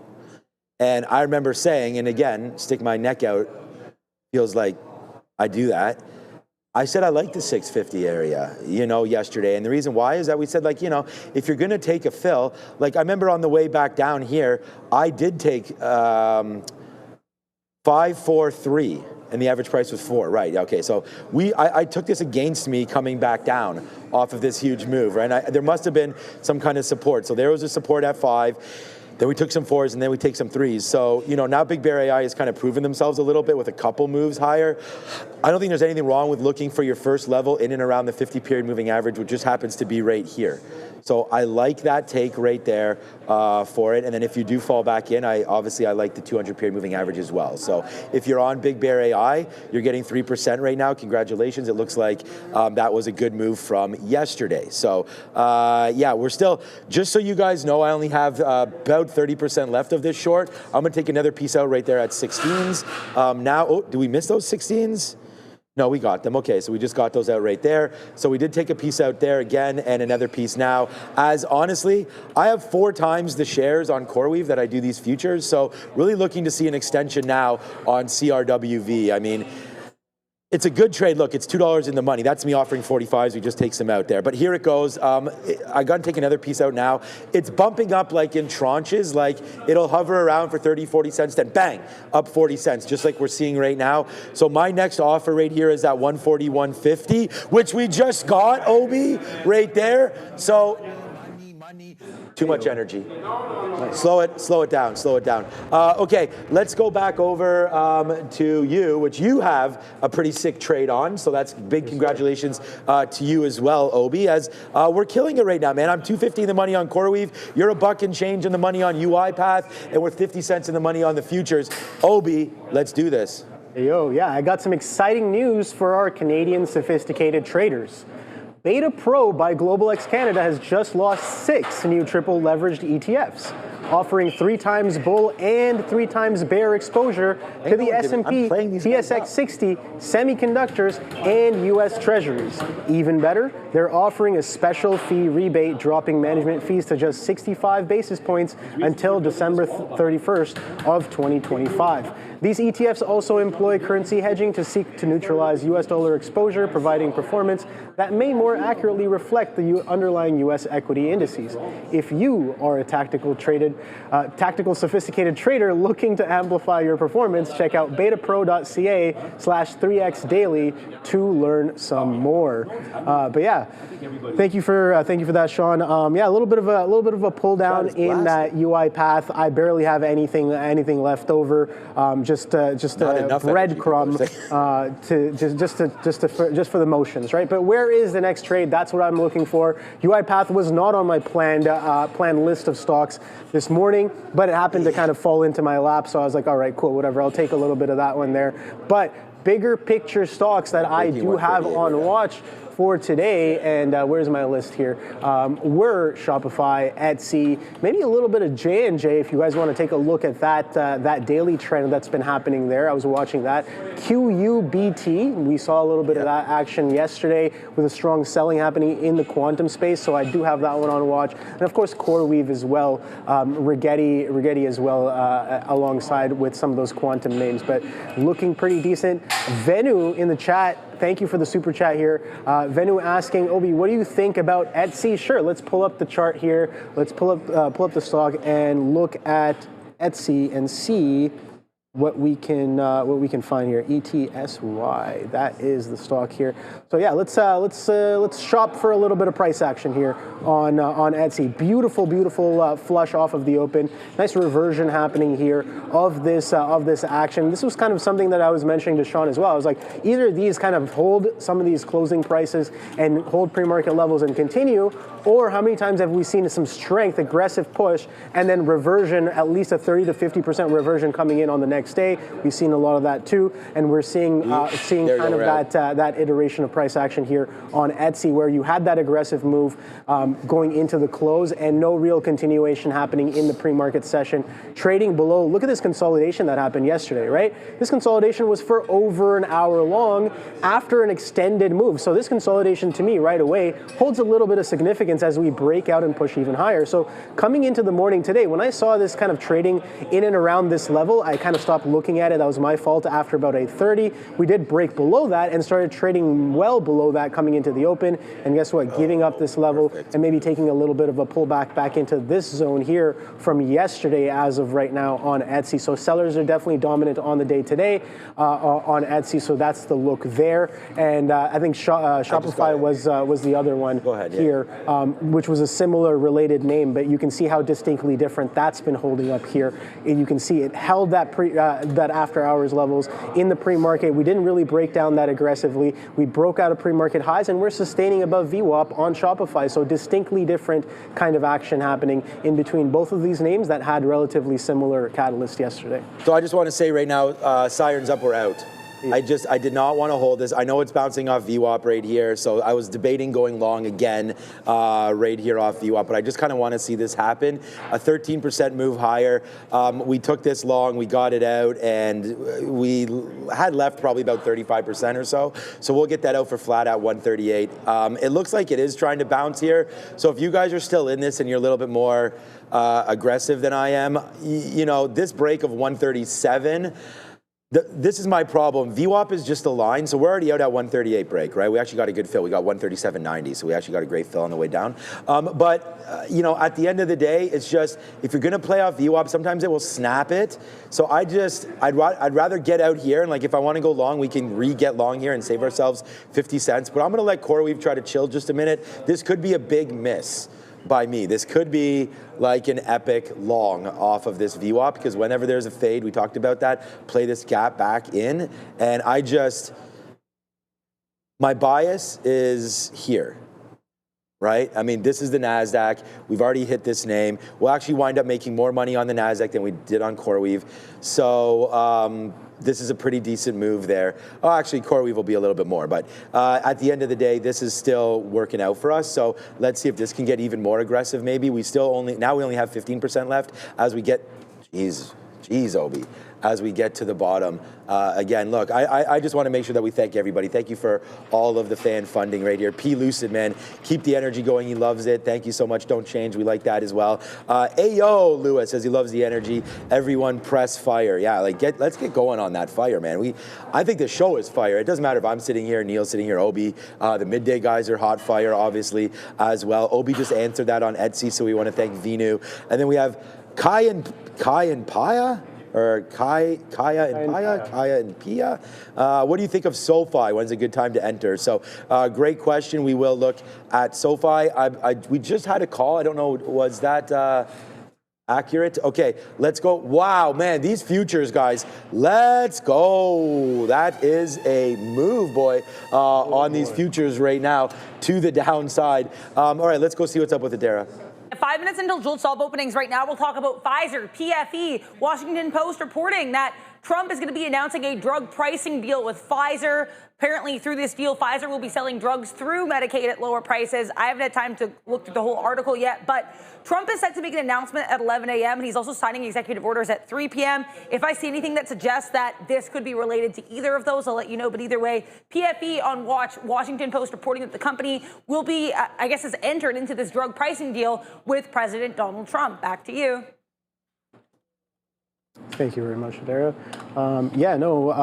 Market coming in pretty aggressively. I'm looking for the next trade. I'm looking at Amazon. Amazon's starting to get a little bit overextended. Out of all of the Meg 7, right now, Amazon is the only one that's extended the most out of all of them. So relative extension. I don't know. I've never heard that before.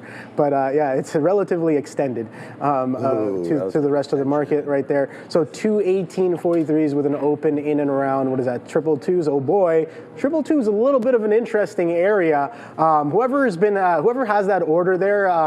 Shout out to those traders on. Was it I don't know, whatever banks, institutions, funds, maybe some dudes at Jane Street, who knows.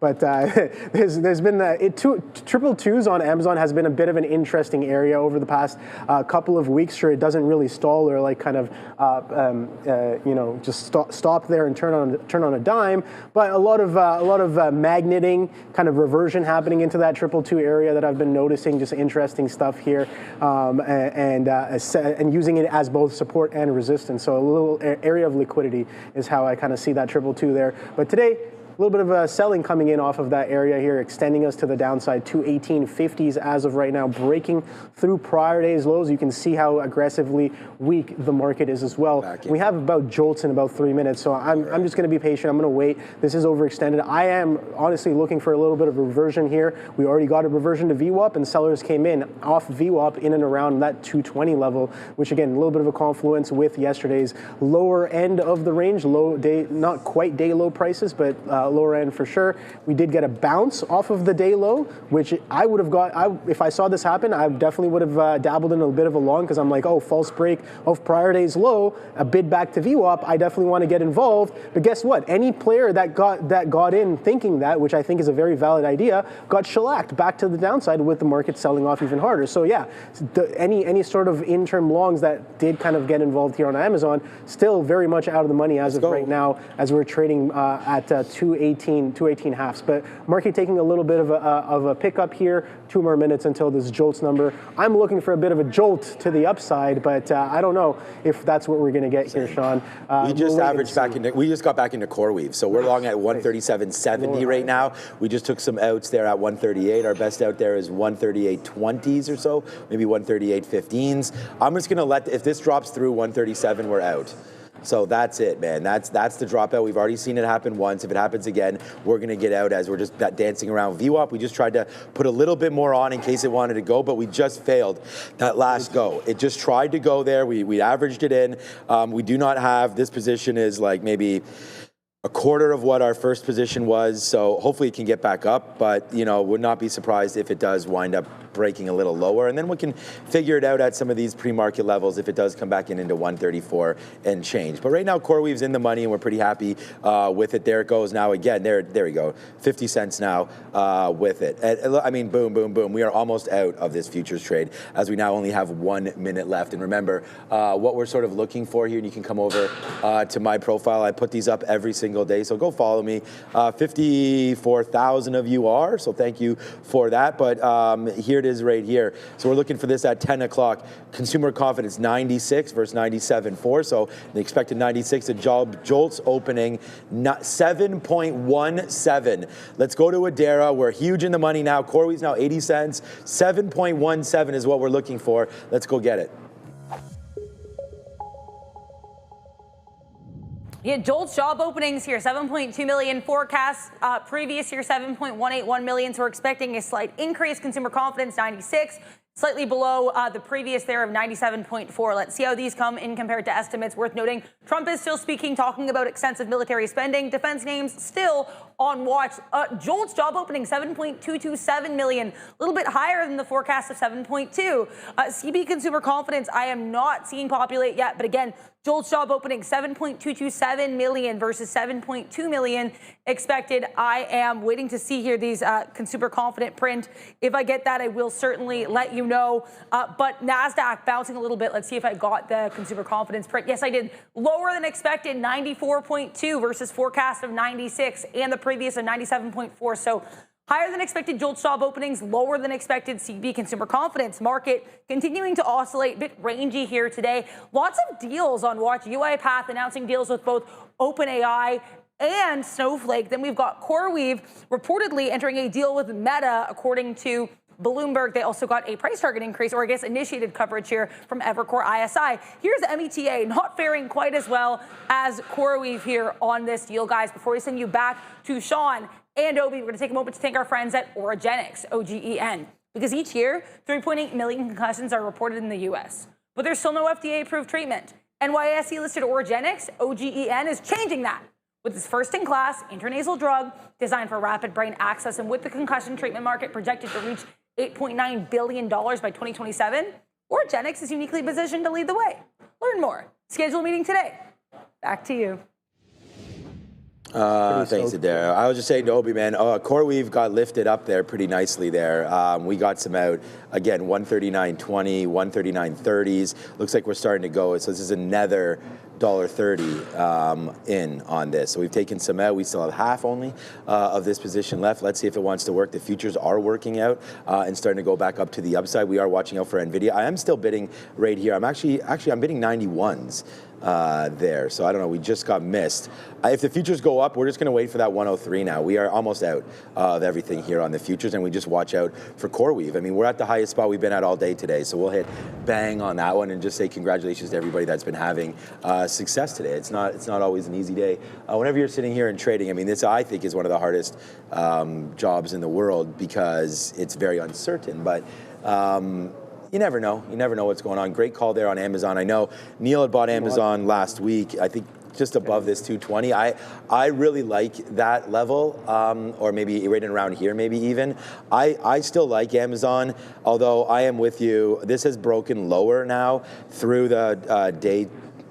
Through the daily 50-period moving average. And I think the next area, and I'm not sitting here at 215, but I think that would be something where I'm considering. I'm also looking for a little bit lower than that, 205 to 210. The most recent name that I had bought was Nvidia down there at 175. So 185 is a break on Nvidia. I'm taking it. We are now at all-time highs. There's your chicken dinner winner. Nvidia new all-time highs. Where's Ramin? Clip it, Ramin Shane here. But there it is right now. It's Nvidia, brand new, all-time highs for NVDA. So, I mean, who thought this was going to happen? I mean, I don't know. We talked about the sort of the downswing on AI and where that was. But here we go, man. CoreWeave, we just got to fill there. That's 250 in the money, and we'll watch out for Nvidia. I'm punching long 185. So here we go, man. We're starting to go. They already did break. I have E-signal all-time high 184.55. That might be wrong, but there goes Nvidia. Nice break to the high side. Oh boy, Obi, we've taken probably like $7 or $8 probably out of CoreWeave so far today, and still going higher right now. Futures going upside. CoreWeave and Nvidia is what's on my mind right now. We'll wait for 103 on those futures. But here we go, man. We're about to get punched in to Nvidia.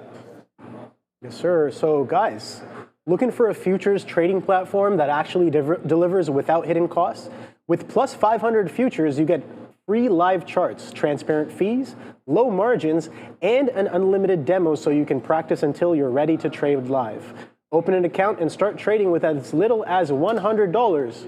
With Plus 500's powerful platform, you can access a wide range of futures markets, S&P 500, Nasdaq, Bitcoin, gas, Forex, metals, crypto, and more all in one place. Plus, enjoy a welcome bonus of up to $200 in commission-free trading. Just scan the QR code on screen to apply for your account today and join over 30 million users worldwide who have already chosen Plus 500. Oh boy. All right. So yeah, a little bit of a push there on that Nvidia there. Almost got to 185, not quite there just yet. 184.94s are the highs. Okay. Currently trading at 184.69. So nice push on that one there. Missed out on that a little bit there, but got involved with a bit of Amazon. But it seems like it's probably going to stop me out as again a little bit of a cheeky try here. There it is. There's the stop out right there. Okay. That's fine. That's more than willing to take a little bit of that hit there, as it is a little overextended. But if sellers want to stay dominant, then they'll stay dominant. You can see the market here as well. We tried to get above 40, was it 44,800 on the Nasdaq? Couldn't quite get there. Couldn't quite sustain, and then pushing back down a little bit there as well. So yeah, Nvidia with a bit of a maybe a failure to follow through the 185. Can't tell just yet, as it is kind of settling down as of right now, with about, I guess, 9 minutes left for this 15-minute candle to finish printing as of right now. So still a lot of time to kind of digest some of that action there. I'm watching Amazon. I got a close eye on it. It's starting to catch a little bit of a bid here, but again, it also caught a little bit of a bid here at 19 halves, and then got sold off once again. So I do want to keep it tight. If it goes, I'm looking for it to go right away. I'm not looking for it to be as choppy, but if I'm going to get in a lower here, honestly, up here, if I'm getting long 219s, real risk is all the way down here to the lows. But I'm looking for, I guess, something slightly different, where I'm like, if this is going through 219, I'm looking for it to go through 219 right now and not later. And if that's not going to happen, that's perfectly fine as well. Most viewers return to your channel, new 47%, and returning 53%. Oh boy. So if you are a returning viewer and you have not subscribed, what are you doing is the question that I'm asking. So hit that like and subscribe for us, and hopefully you guys get a little bit of something, get a little bit of value here almost every single day. Sean and Neil and the whole team kind of just bring it to you live. Doing it live. Yeah, we are doing it live right now. We do this live, right? This is live? Are we live? Are you sure? I don't think we're live yet. It's not like recorded and then posted later. We're just right? testing it out because pretty camera shy around here. Yeah, I don't. So we got to make sure. I'm not really, we'll let everybody know when we're trading, when we're going to broadcast this live. I get a little anxious in front of live.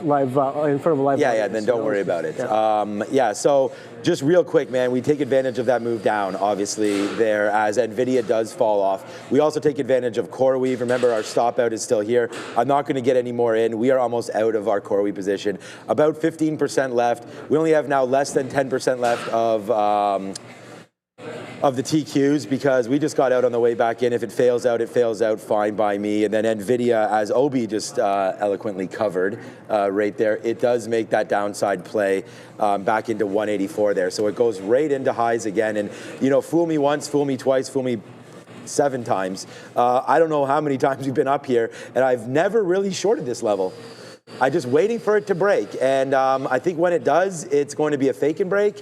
So I am there with a decent amount of shares in case I'm wrong, but at the same time, I feel like it just maybe gave us that out down here, like 183.60s is where we've bounced off of. There hasn't been a lot of volume on the get up back to the upside. I still will try a 183 long, so if it does fade out a little bit here, good. It'll get us long. I mean, I'd rather now go long 180. I'm bidding 183. Bidding 183.20. Yeah, maybe that's a little low. But I was going to say, this breakdown, if we can get something, that's where VWAP is. So if we can get that price and hold it maybe against this 50 period for Nvidia, 182.70, something like that, then I feel fine with that trade. Let's see if we can get a value play here on Nvidia. Not that it's not a value play when it's up 1%, but if we can pull back, even though we still like the long, maybe we're able to do something right here, right now. I'm actually going to just step in real small right here, just because it seems like it's bouncing off. This is not a position that I'm even worried about. I'd hate for this to get back up to 185 and we see this and I don't have anything. So relatively small position, just very small position to start with 5% of a position. So if it's 100 shares, we're in 5 right now. If it's 500, we're in 20. So that's what we're looking at right now for Nvidia. Remember, 183.20, this is going to come in and then you'll see my price dramatically change. Futures now $1 almost as it's trying to get a little bit lower. This could be a good spot to get another piece out. I still am relatively short on the futures. Like I'm not short in this position, but my thinking is I'll put a bid right here at, okay, we just took a 68 fill. Now let's wait to see. We do have lower bids to see if we can get those. That would be nice. We still have that 103 to go. And CoreWeave, let's just take another piece out right now at 89. So we'll offer those 89s, see if we can get that. We'll wait to see what's going on with Nvidia. And right now we go back to see what's up with Hedera. Yes, be aware. Put the headline on the screen as well. Wall Street Journal reporting that the White House is going to be announcing TrumpRX. It's a drug buying website, and this will also include a deal with Pfizer, which I mentioned earlier. So again, White House to announce TrumpRX. Again, I don't know when that announcement is. There are a couple times today where we're set to have announcements that could be what's happening, but I don't have any confirmation or details on that. If I hear more, I'll let you know. Here's GDRX. Anything that's kind of like an online drug or pharmaceutical purchasing related site is on watch here. Hims and Hers, I just checked, did a little bit of a dip too, so keep an eye on anything where you can get prescriptions online. Back to you. Thank you very much. Yeah, no, I'm starting to check out some of those stocks right away. GDRX, Pfizer. GDRX average volume 3 million, currently only traded about 691K. So yeah, a little bit of a lackluster volume on the day on that one there. But yeah, some good looks there. See, Amazon broke fresh lows. It's a good thing I got out much earlier than letting it break the lows and tell me that, okay, yeah, I'm wrong. The price action is telling me I'm wrong much earlier as well. So there's a good out on that one there.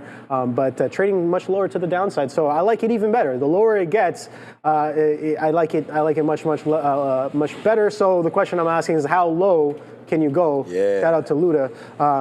Yeah, Amazon dropping down $18 now. So maybe catching some strays off of that the TrumpRX as well, because I know they were talking about doing getting involved in pharmaceuticals as well. Amazon has a delivery service. I don't know exactly like what this is all about. I mean, I think it's something else. Like now President Trump's getting involved with pharma. Like I don't know exactly what that story entails, but developing story right now. So we'll wait and hear if Adara has any more details about that story. But this is what Pfizer's doing.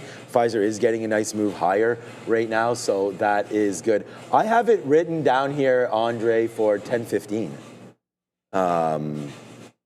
So you just let me know. But right now, CoreWeave starting to go back up. So I do have an offer right now at 139.90. So we can wait to see if that, Andre, just let me know in my ear. We'll wait to see if that goes back there to the upside. We just had a nice little bump up. Okay, let's go now then. 14 years, 0 hacks with 0 excuses. This, of course, is btcc.com, and it delivers when others do not. You could trade Bitcoin up to 500 times leverage. Even Tesla, gold, and Forex are all available. And now with smart copy trading, you just don't watch the pros, you can trade like them. This is now regulated in the United States, Europe, and Canada, and trusted by over 6.8 million traders. This is a Trader TV Live exclusive. We want to thank BTCC for this. If you do scan that QR code right there or click the link in the description, you can save 15%. Sorry, you get 15% bonus on your deposit. So go to btcc.com where the pros trade and make sure you do scan that QR code below. Obi? Yes, sir. Let's go. Let's see what winds up happening right now. We are just long at 183.80 now on Nvidia. So that's 40 cents in the money. CoreWeave continues to be this trade for us. There goes CoreWeave blasting up to the upside. We're in this name now. We've got Nvidia, we've got CoreWeave, and we've got the future short. I was like, can we get Nvidia upside and TQQs and the futures downside? The answer to that question simply is yes. And there we go, man. Futures continue to go down. This is, look, my number one trade today is CoreWeave, but this is not bad at all. And I don't know, hopefully this is not gloating. We had this trade, boom, to the downside, okay? We have CoreWeave. All we did was make sense of trades. And we talk about this. This is why I respect what Neil was saying when he was talking about this. It's the process, but it's the process ending in positive results. If your process ends in negative results, you must change said process. And right now, that's working out. I was very, very conservative by stopping out right there. We talked about why. We wanted to see it base out, Obi. It does do that. We get longer as it holds, and then we are now rewarded. So lots of different ways. I hate this saying to skin a cat, but that's what we're doing here today. We're trading the names that we like, and there goes CoreWeave right now. Just this little piece that we're holding on to is actually enough to make this trade. So Neil's off, not feeling that well today. We hope he can come back tomorrow. I would love the opportunity if we could all kind of trade together at one point, you know, like literally all of us to get all of our opinions. So we are building that up, and we're going to see if we get a live floor experience, right? It's like a trading floor pretty much, but yeah. Oh, but you nailed it. Experience. So that's what we're going to try to do. So a shout out to everybody here that's watching. Bigger and better things to come, and we hope Neil feels well. Well, not that we hope that for you not to be here, but you're also not feeling 100%. I want to thank you for coming in on a day where you're not exactly a hundy P either. But there goes CoreWeave, right back there to the upside, man. I'm gonna take this opportunity to get another piece out. It's now $3 in the money, so we'll say, oh my God. and see how far this one can go upside. Nvidia now, by the way, as well, 50 cents in the money. So we're cruising right now, and it's been so far so good. And I know we're talking a lot about the same names. I don't know. Again, Eli Lilly's upside right there. That news with Pfizer, maybe something. You could watch this. Pfizer's been sort of sitting here doing nothing for a while, so maybe this story is something that we need to be a little more focusing on. So there we go. Let's go over to the desk with Adara. Do you guys know Trump is still speaking right now with this Department of War, Department of Defense event with the Army? He's been speaking now for about 45 minutes. When he finishes, I'll let you guys know. Sometimes there can be movement again. Defense stocks on watch. Keep an eye here on Pfizer though. PFE still making new high of days. Wall Street Journal also reporting that Pfizer CEO Albert Bourla is going to be expected to announce a $70 billion investment on manufacturing medications in the U.S. Now we know last week Trump indicated that there would be steep tariffs for companies that were not manufacturing medications in the U.S. Looks like Pfizer is responding in kind. $70 billion investment in U.S. medication manufacturing is expected to be made by the company's CEO. If I get more details with this whole TrumpRX thing, I will let you know. Back to you. Thank you, Dara, for that one. So just quickly, and then I'm going to throw it back over. I don't know why this didn't fill up. This should have triggered, but it did not on the TQs. Oh, it's because I have another stop. So we want out of the TQ, so I'm going to bid 07s. I was trying to get out if it broke 0201, but I realized in our SIT platform here, you can't have. Is it going to go, or I'm just going to punch out? I'm just going to punch out. I punched out there. Actually got 10s. Okay, so I just want to say that if you have 2 stop orders, they won't fill. So I tried to get out at 102 on that break. It does not. We had 1% left. We are now out. So that trade is now garbanzo. Okay, here we go. Nvidia, 70 cents now in the money on that one. And we talked about we only had a small piece, but we wanted to be part of this ride up. So there it goes, man. And again, a small piece for me, maybe large for others. This is just a trade. So I talk about it as in my share size. So you guys put on whatever you feel is necessary right there, but we're going to do that here right now and then see if we can get a nice upside play now with Nvidia. I'm only out of 40% of this initial trade, looking for that 185 break still. So let's wait to see. CoreWeave is 350 now in the money as it takes out 141. So looking for a little bit more action on that one. What say you, man? That UiPath still working? The path is still kind of just holding there, 14 halves with a bit of a held offer here, kind of a churn happening. But that Amazon, man, I missed out on that Amazon. The Amazon came in, we were just talking about it, broke below that 218, false break of 218, and then pushes right back up, aggressive bid all the way up to 218 halves. And then I'm watching it, trading in the 70s, and I'm like, oh boy, this is going to go. But do I want to risk all the way down to 218s here? I don't know just yet, but yeah, trading above 219s now, nice little push back up. So that was kind of what I was looking for there, but it happened on a time frame that I wasn't expecting. But the trade is the trade, and that kind of happened there. A bit of a bid back up, maybe a little bit of a break of this downtrend, and pushing towards a little bit of VWAP here, 219 halves, and the market tailwind a little bit on our side as well as it catches a bit of a bid back to the upside. But yeah, a bit of a miss on my part. Where's the next trade? That's what I'm looking for. Rigetti, I have eyes on. J&J, I got some eyes on that one there. Etsy still selling off, man. Etsy didn't really catch any sort of a bid today. Maybe that's the one that we're going to be waiting on for if and when it can catch a little bit of a base here. 68.10s is the day low as of right now on Etsy, but no real buying just yet. Let's see if that can potentially come in. Where's the next trade? That's what I'm asking. AMD, short time number 3, dangerous saying in the chat. So let's take a look at AMD. I did like the AMD short off of the open coming in off of yesterday. We saw that strong selling coming in and then a lower high closing near the day low. So coming into today, I was like, oh boy, let's see if we can take it through 160. That did come in, but held it pretty well, consolidating sideways as of right now. So nothing too crazy. Let's see what else is going on in the rest of the market with Adara. Small cap recap.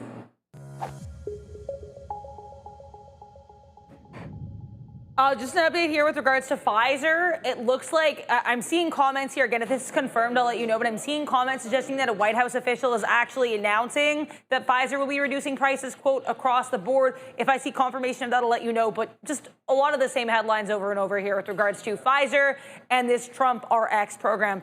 Take a look here at Wolfspeed. We'll start the small cap recap off with this one. A slightly larger market cap, about $3.4 billion, I believe, as of this morning. But Wolfspeed is also significant because they have a pretty notable short float, over 30%. The company announced a reorganization plan after exiting this bankruptcy situation. Shareholders are going to be receiving substituted new common stock. Then we have Dragonfly DPRO.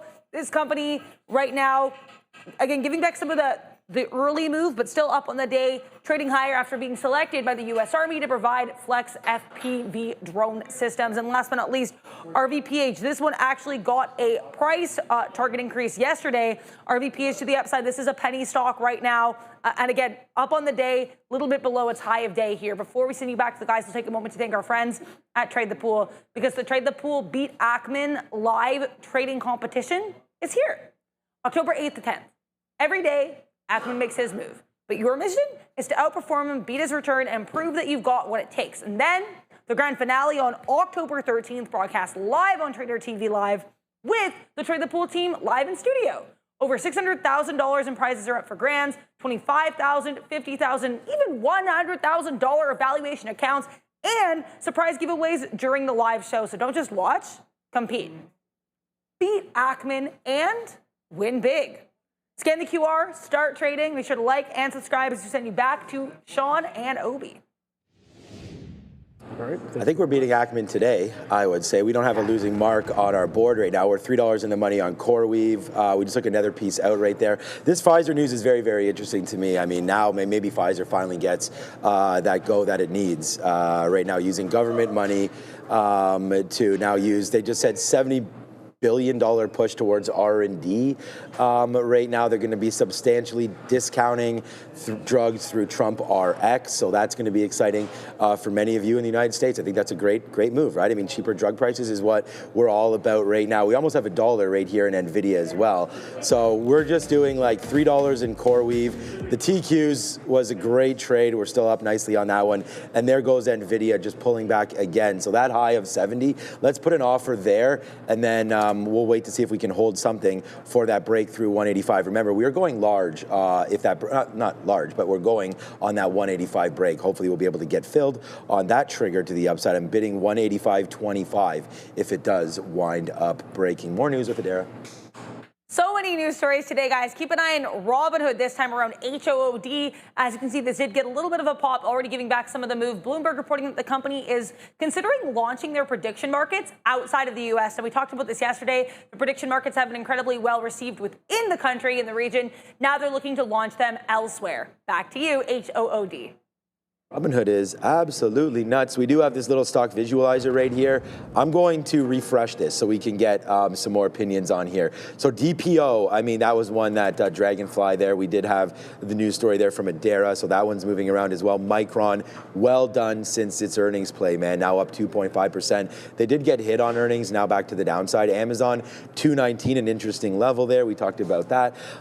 Meta, down now 2%. So that was a name that I was like, I'm not interested in buying Meta yet, but I am buying it on dips. Marvell's a name that we just got into. So not just got into, but we've been talking about that off their earnings call. That's up another 1%. There we go. The fresh start is now in. So you got to go in. I see everyone doing it right now. So that's how I know there's a lot of usual suspects here in the chat. So exactly, Danielle Dallas, you got to put $ Reddit if you want to talk about it. What's up to Baggy Docious? Yeah, you're right. BBAI says Dude V in here as well. Mohammed says Tesla. Don Sharifo says yes. Stryker says Galaxy. Okay, so we actually haven't even looked really at any of the crypto names yet, and they're all in here right now. Martin says Reddit as well. So Reddit's been a really nice stock. Thanks everybody for participating in our stock visualizer, and we'll just check this in a couple minutes. Wow, SoFi, that was a good sell for us, man, at 29 bucks. SoFi. So I know this was a name that Mitch had called the next Palantir. I think it's down a little bit. We'll talk to him when he comes here about that as well. But right now, SoFi making the move down. So we're just in CoreWeave, which we just got more out near the top side there. I'm debating this 138 break. We're out on CoreWeave. Again, I just want to make sure 137. Let's go 137.50. Okay, if we break that on CoreWeave, I don't want to give back really anything on this one, so we'll just go offer enter on that. We do expect about 20 cents of slippage as the spread can open up. Right now it's 11 cents, so yeah, big movements there. All right, Obi, that's what I'm talking about and what I'm thinking about right now, waiting for that Nvidia break. I know you're in a new position there with Amazon. Yeah, I'm trying a little bit of a pull-in on Amazon here. Again, we saw that VWAP sellers were very dominant off of the open and off of that test of 220. I'm just kind of you know, dipping my toes into the book here, just kind of feeling it out in and around close to this VWAP here. VWAP, I have it at 219.30s. Here as of right now. Market's taking a little bit of a pullback in. Like I said earlier, we kind of knocked onto that 24,800 and we knocked on it again on this 15-minute candle with about 3 minutes left to print, and we're holding that as a little bit of a supply area or supply coming in off of that those prices there. You can see PATH is trading even lower now, Sean, coming into that $14 level here. So I again don't really have anything significant left over, but it's about just kind of having that last little bit, getting into that practice of being like, okay, I have the position, I'm holding on to it. Let's let this work for me, and let's see if we can kind of even hold it into the close. So, if it'll continue to do more and more of what I'm looking for, right? Consolidation, breakdown, consolidation, breakdown. If we're going to step lower and lower, I like that even better. So just keeping an eye on that UiPath as it carves one for the downside. So I don't know if you noticed DraftKings today. Oh wow! Adara. Oh boy! Can we find out more about Donkey Kong right now? Because yeah, perfect. Adara's on this. This is down 9%. Sorry, 8% right now. Go ahead. The most obvious thing could be the prediction market thing with Robinhood, but I don't think that's it. I'm going to look into it right now. There's no news on it today, though. Okay. Yeah, good call. I don't think you're way off on that. That could be something. We've seen DraftKings though. This could be. And again, like I don't want to talk like all doom and gloom here or anything like that. I don't think the market's falling back in a little bit. Although I've been biased short now for 2 weeks. It's just.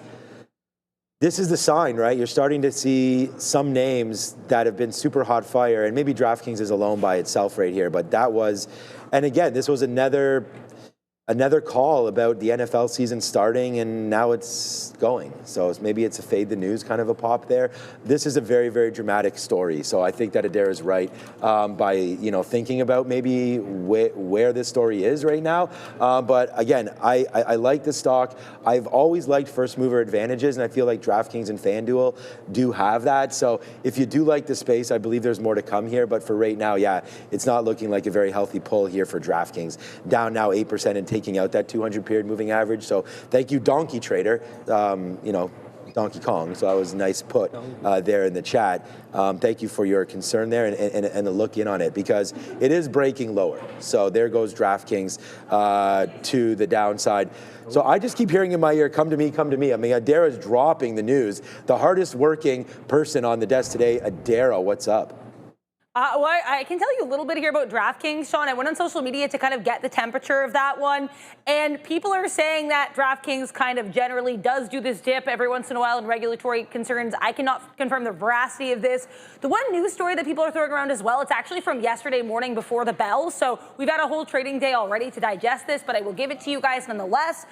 DraftKings and NBC Universal announcing yesterday at 8 a.m. So again, Monday at 8 a.m. They're going to be having an exclusive integration and digital sponsorship across NBC Universal's sports properties. That would seemingly be a positive catalyst here for DKNG. Some people also in social media are mentioning, as I mentioned, that it could be related to Robinhood, reportedly looking to expand their prediction betting market, but there's no clear reason, long story short, for DraftKings to be down today. I wanted to provide you guys with the full picture of things so you can get a better sense. Back to you.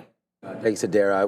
I'm taking out some more. Yeah, great work on that one. I'm taking out some more here. 140.50. We just got out some more CoreWeave, and guess what? There it is, man. It is now $1 the easy way on Nvidia.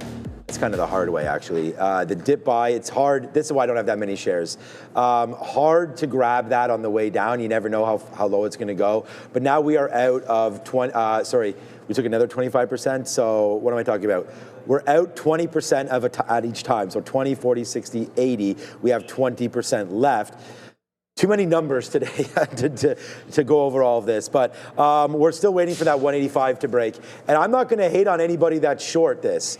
We've already come up here a couple times and hit that short, so not that I've hit it, but the short's been hit. So good levels there to play off of if you are short. I was just going to say, Don't think you're getting out at 185 if it breaks. Okay, here it is right there. There it is. We missed. See, 30, 40, 50 cents upside right there on Nvidia, Obi. It just broke 50 cents higher. So we're in it right now. Let's see if we can start to get something out here on Nvidia as it's trying to go. Nice move right there. Let's props it up. There it goes through 185. Obi and everybody, congratulations. Congratulations, Rob behind us. Congratulations, Mark over there. It is now Nvidia all-time highs. So if we think we're in a bubble, the name just hit all-time highs, so maybe time to pull her back just a little bit. We're in the long, and we're smoking right now to the upside as there goes Nvidia. We missed it. We got it on the pullback in. I hope you have this, Obi. You do not, which is okay. But there goes Nvidia, bang, to the upside, and we're doing it again. So there it is right now. Here we go with another job offer. I've already told her so many times, Obi, we are both committed to the show. Yeah, oh, for sure. Stop phoning, Ant. I'll see you at Thanksgiving. Damn. Oh boy. Yeah, no, great push there on. Too hype. I was too excited. Solid. Right through. Right here. Too excited. Right through that 185. You had to be ready for that one. Comment on my trades. I appreciate that. No, I like that. I like that consolidation breakout as well, right? Like that came in real clean. We had a wick high that almost went to 185, and then kind of coming right back up into it. 185 push gives you almost $1 on the breakout. So yeah, great stuff from there, from Sean there. Solid trading there. Path all the way back down to $14. This thing just keeps on cracking lower and lower, man. And I have not added to the position. I'm just kind of like, where's the next trade? I guess the next trade was in and around here, maybe getting involved at that 14.5. I was like, there's a bit of a held offer at 14.5s. Kind of called it out as well. Didn't really get involved, but that 14.5 offer held pretty well, and then we dropped all the way back down to $14. Prices we have not seen until the since the pre-market session. So interesting stuff. Don't forget the reference price for this trade, for this kind of action on the day where that news came out and got bid up, was $12.50. So we're just about $2.50 away from that price. Don't know if we're going to get all the way down there, but don't forget the high of course I did, my guy. Pre-market session was 16.02s, and we're pulling back down about $2 into $14. We'll see if it works. Good stuff there on Path. Again, kind of fell into my lap. Didn't really have anything planned on it. Similar with CoreWeave. So CoreWeave still continuing to hold that bid, much stronger. I was like, Path had like a 12% short float, and I was like, okay, well, you know what? I do like this one a little bit better, even though I am going to get involved with it on the short side. I did like it a little bit better there after that aggressive extension in the pre-market session, all the way from $12 to $16. Like, come on, where are you going? Slow down there, Path. Slow down. Take it easy, my guy over there. All right, 185.70s now. We are out. So right now I have a little bit, I have about 40% left. I want to let this ride right now on Nvidia. We've been, as soon as I say that, I'm gonna get out some more. All right, now we're at 186. Now I'm gonna try to let this thing ride. It was a pretty aggressive break, like we said. It broke up to 185.40s. It faded back a little bit, which allowed me to get my bid long. I told you we were bidding 185.25, so I don't have the greatest price on this trade. But when it blew up immediately and we could instantly get 25 or 30 cents, we wind up taking that. My out for this is going to be, I'm thinking now, because we're out of a lot of it, well, we have 40%, I think that I'm going to watch out for this 50-period moving average. That's generally been something that's been holding pretty well. CoreWeave is 450. I keep saying 450, 350 in the money as it's at 140 right now. That's 350. It's 70 cents over here. But I'm just, I was also thinking. You see that? This market's crazy. These wipes that happen.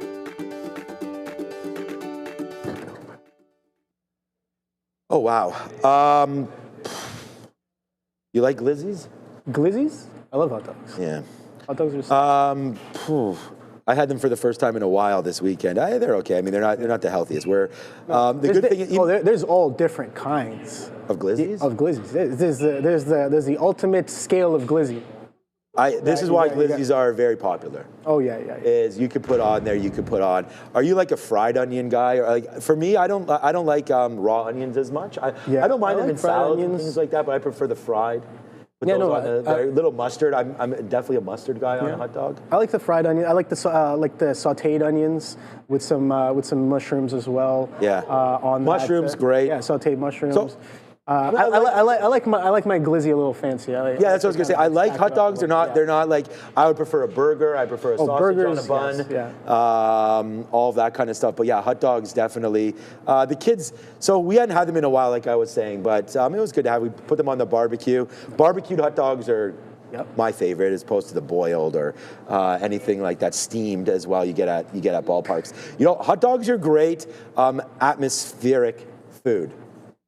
Is that a word? Atmospheric? Yeah, meaning like what atmosphere are you in? So for example, you're at a baseball game. You're having a beer. Okay, yeah, like a situational. You're at a picnic with friends, enjoying, again, a beer. Glizzy. Yeah. You are having lunch here at Trader TV Live. Tilapia. Okay, what's going on, Adara? Yeah, I mean, lots going on today, as we know. Amazon, though, and watch this company over the last couple of minutes has introduced or announced a handful of new products here. The most recent announcement is their Fire TV 4K Select. That'll be the fastest 4K streaming stick under $40. So Amazon, lots of different product announcements. One of them was an Alexa Plus as well. Nothing crazy or nothing that's really been moving the stock here, but I have been keeping an eye on it. If there's any other different announcements of note, I'll certainly keep you guys posted. Back to you. Thank you. Yeah, people are loving this conversation. Amazon products. So I was just like, as soon as Adara said there's some Amazon news, I'm like, great, sell the news because I'm sitting short already. So 218.80s. Markets coming in as well. ES a little bit more than the Nasdaq, but it seems like Nvidia is where the party's at, man. All-time high push, sustaining really well. Down and this thing's still going up. Yeah, I mean, we've seen that distinct difference happen over and over again. Like when it comes to the Mag 7, Tesla's weak, Amazon's weak, Google's weak, Softy and Apple not as weak, but still relatively weaker.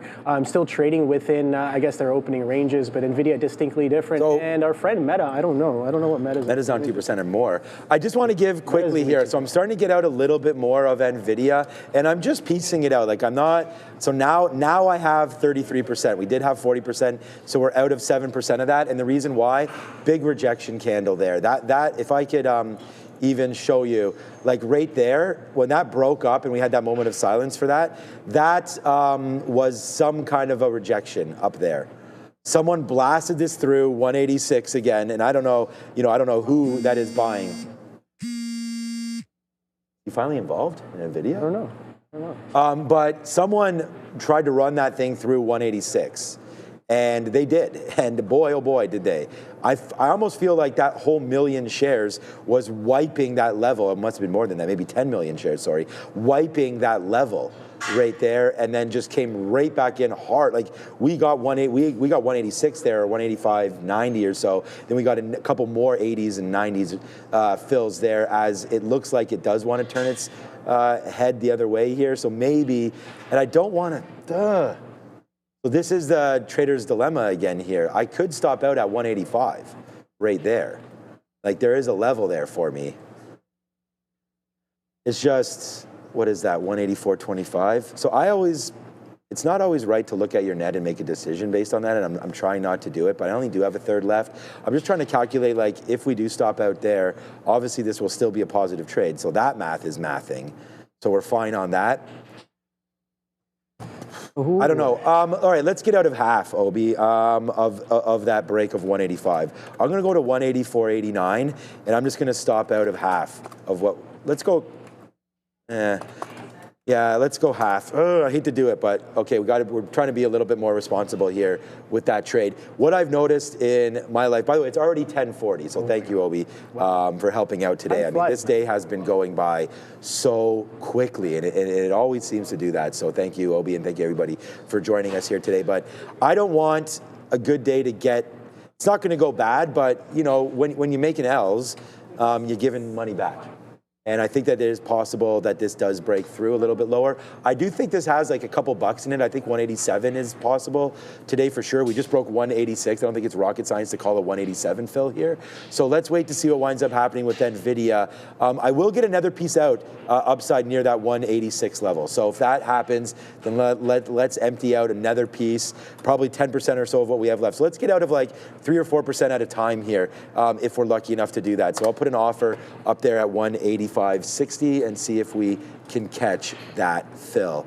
All right, nice downside play. It's 10:40. It's time for an update from Adara at the big desk.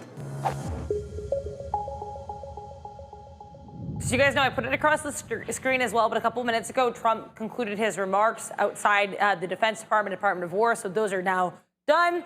Let's take a look here at the sector board. Slightly red here on the Nasdaq, but you might think we're a little bit weaker just based on how a lot of these sectors are performing. Tech services sharply to the downside as a group, more or less.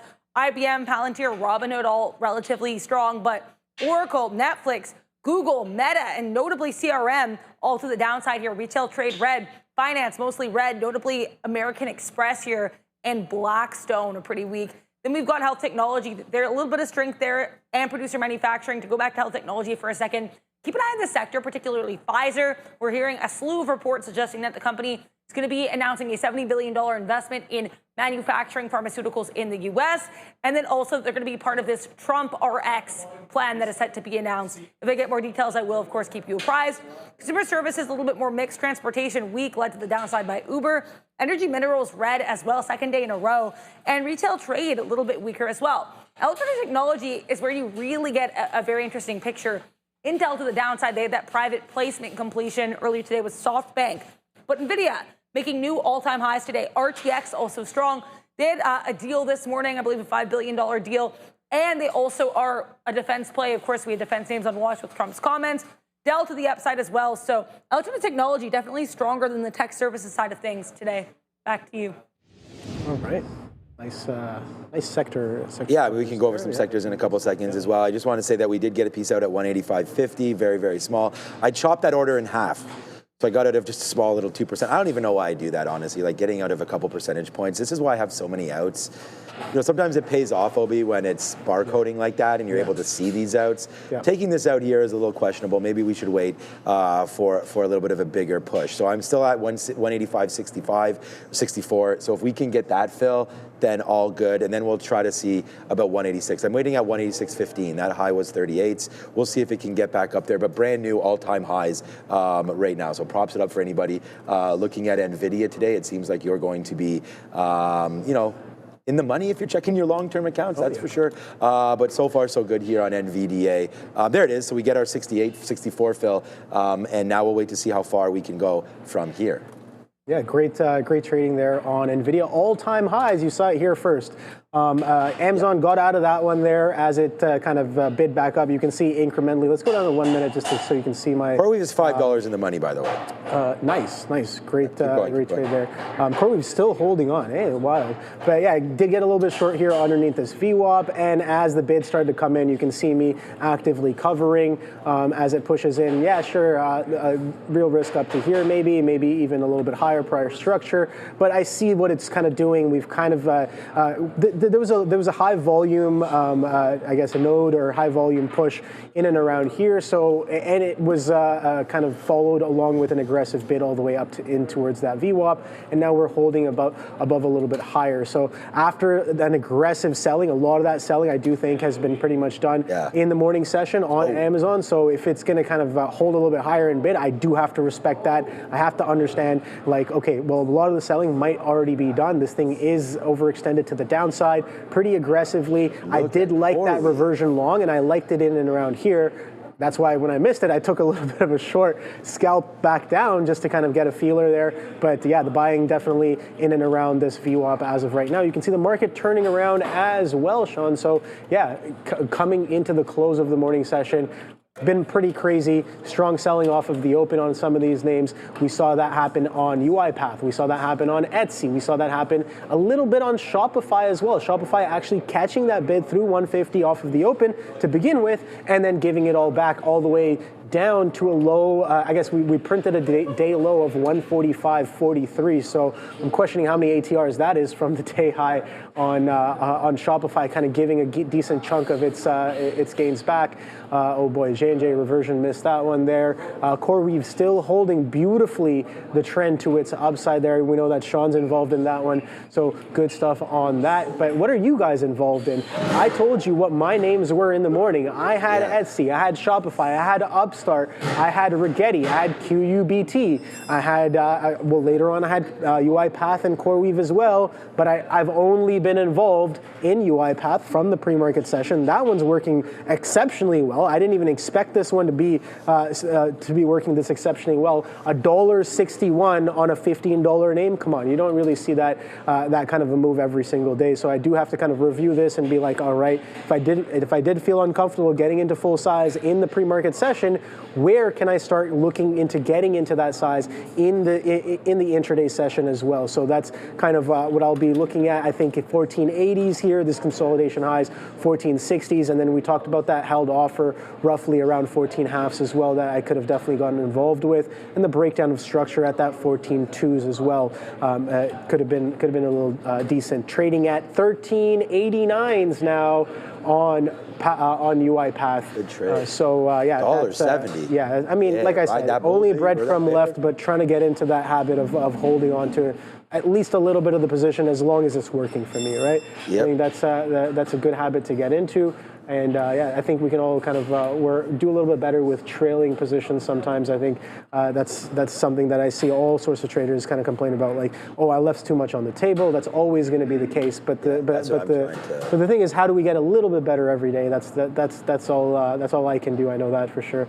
We have someone in the chat, Mike Peter Ryder, loves the adrenaline of trading. I mean, that's exactly what we're doing here. I don't know if I really love the adrenaline of trading. Honestly, it gets really boring after some time. Like, boring, yeah. Like, it's just very like, okay, well, set up, okay, take the trade. We know the stats, so there's not really that much excitement in and around it. If it's a breaking news trade and things are going crazy, things are going volatile, the position's working for you. Yeah, I like that little bit of dopamine for sure. But a lot of my trading is starting to get a little bit boring, and you know what? Honestly, I kind of like it. I can kind of chill out and not really stress too much about it. I'm kind of letting go to the fact of whether something works or not. But if it is working, I kind of want to bring that emotion a little bit back in, like work with that emotion, that maybe that uncomfortability, and get even more uncomfortable, being like, okay, I'm in a position, I'm uncomfortable, that's the trigger, I should be trying to get a little bit more uncomfortable. I mean, do I look like I have $6 in the money right now, 2 positions? You know, this is what we're doing. That's how it's done. There's CoreWeave. I mean, CoreWeave we're long at 137.50. It's at 142.50. That's $5. You know, Nvidia, we're just cool as a cucumber. This is a monster trade. This is the biggest trade of the month, and it's the last day of the month. Biggest P&L trade on the show this month. Last trade of the quarter. Last trade of the quarter, last trade of the month. And we're just straight chilling right now. So, I mean, when we're putting something on the sticky note, you best believe that it's getting hit. And that 185 long, not only did we take it here at 183, we took it at 183.80s. All right, so now just from that spot right there, we're $3 in the money. And then from our big spot, which we should have reloaded, Obi, when this was coming back down, remember I was worried about putting out the stop order for half. Glad that didn't fill right there. So this is what we're doing, man. It's 10:50 right now. You want to do it early or what? What are we doing early? What's for lunch? Oh, boy. We're doing it. Let's go, man. We're doing it live. We're too chilling right now. Yeah. You know, let's figure it out. Market bid, though. Today, yeah, market bid. Oh, you know what? TQQs. Where are we on this? Because I'm at 103. Okay, still a while for that one. Okay. So today we did have a nice little like a egg there, like an egg McMuffin, like in the circle egg like there with a red sauce and tomato, and I don't know if there's like a salsa-y feel to it. I'm not sure what else was in that tomato, but that was pretty nice. So that's what was for today. And then today we're gonna get, okay, all right, it's not bad. Today, we'll see what it winds up. We never get this because it doesn't go on top of the salad, of course. But we got a beef bolognese today, so that's not too bad with it just says spaghetti on there, roasted carrots and zucchini with mixed green salad. So a little beef bolognese to, you know, fill up that belly today. I think on the salad with the beef bolognese, I wonder what they're going to put on there. Better not be a piece of tilapia from yesterday. Oh, well, maybe some chicken on the statistically speaking,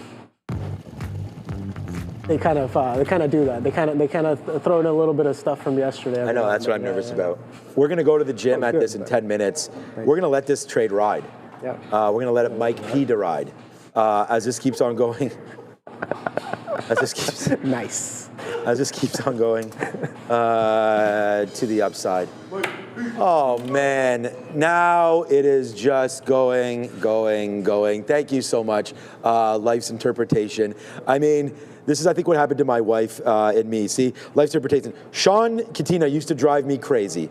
Now I love it. I understand his strategy and his trading more now, and I love his energy. Keep it going, keep gloating, keep goating. I appreciate you. Here's a goat right here. What up, Brendo? Yeah, look, this is just trading, man. I'm just trying to show you that it's possible. You know, Obi, that the failure rate is probably 90-something%. I mean, how many people have you seen come through and they still remain great friends? It's not, you meet the greatest people in this business, but it is a tough one. Oh, for sure. So, you know, it's possible to be able to. I think I've seen over 100 people come by through the floor. Right, right. Yeah. And how many are still trading for income? I think there's three of us left. 3. So there you go, 97. Yeah, so 97 out the door, 3 still staying, and we're glad that we have Obi with us right now. As there it goes, man. Now we're $1.70 in the money on this Nvidia break, and it's gone meme crazy already, so it's just sticking upside. I said 188. We'll put some offers around there. Let's go over to Adara. Here's the US dollar, this one continuing to speak to the downside. We did get some pieces of economic data this morning, so let's go over them in case you missed it. This consumer confidence print was significant. 94.2 was the consumer confidence for September. That is below the previous print and also below the estimates of 96. I was seeing, apparently this print was attributed in part to uncertainty around the potential government shutdown. We know Michael Noss said yesterday that usually the shutdown is actually positive for the stock market, but definitely leads to some uncertainty perhaps for consumers. Then we have JOLTS job openings. Those came actually in above expectations. 7.227 million here versus 7.19 million estimate. I was also seeing estimates of 7.2 million. Either way, we did exceed all those estimates there. Now, keep an eye on this roster. We do have more Fed speakers coming down the line today. Fed's Collins, though, earlier today, she started speaking around 9. I started seeing comments of hers circulate around 9:30. She did say that tariffs have yet to be seen there in the, I guess, impacting inflation, and she thinks that's still going to be a concern. Keep an eye here. More Fed comments to come throughout the day, guys. Back to you. Make sure to like and make sure to subscribe. Thank you very much. 187. 187. Oh, boy. Bitcoin 113.4. Quickly, let's just see what everybody else. We have the midday show is going to do. Obi and I have just been having a great time, obviously, and we've been talking about some big trades with Amazon, with UiPath still $1.70, CoreWeave and Nvidia and the TQs. So we're going to go, my side, we're going to go 3 for 3, all relatively huge. This is one of my best days of the month, and it's just because things started to work out. I mean, we have Alibaba written long. We didn't even look at that today. We have the TQs written short. That worked. We have Nvidia looking long, and we have CoreWeave looking long. I feel like you should have a big day if your trades are planned out. Yep. You know, so that's the whole thing about what Neil was talking about is if you do have the process set up to find winning trades, put them on, and then review said trade. And you even mentioned that as well, like reviewing, you know, your UiPath. How could have you got more, and how did it look like, and what kind of a setup was it? You always talk about A setups, B setups.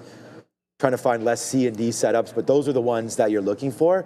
So in here today, Caterpillar, I was actually talking with some farmers over the weekend, believe it or not, at hockey, yeah, and they said that how much that's changed for them. And we were talking about AI. They're using Caterpillar. Yeah, and John Deere. They're just saying that the new tractors and whatnot, some of the software that you can upload into it and things like that, some subscription services as well from Caterpillar that's helping them figure out, again, just the right amount of yield and seeding and cleaning up the... That's awesome, yeah.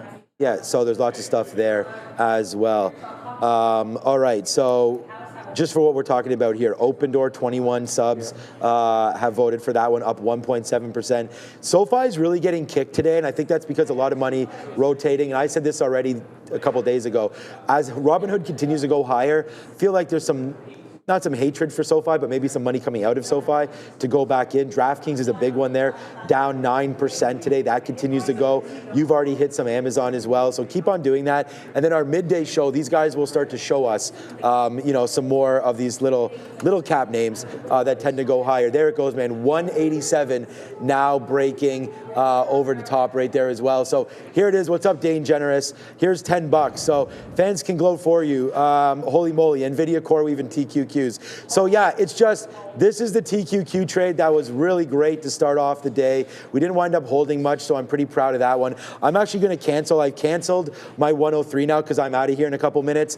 But that was that trade. The CoreWeave, Dane, I mean, that was a monster, and we're almost out of that one. And then Nvidia, I mean, all hail the king, man. We've talked about that. And where do we find this all?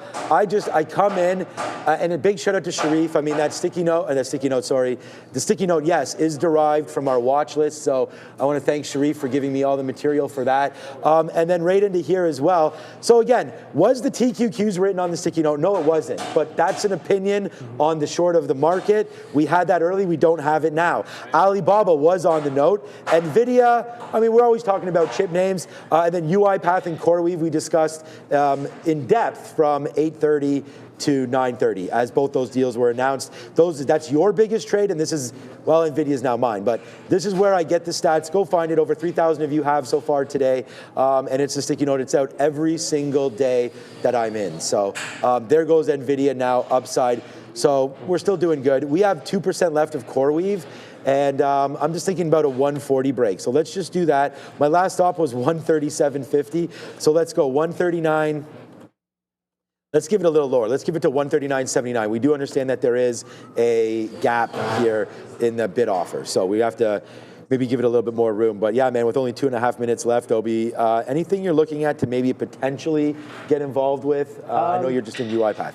Yeah, no, I got eyes on this Amazon as it comes in and knocks on the door of its VWAP here, kind of just consolidating and churning. So I just have eyes on. I'm watching Nvidia as well. Of course, for a little bit of a pullback. I know it's all-time highs. I know it's extending and it's holding trend extremely well.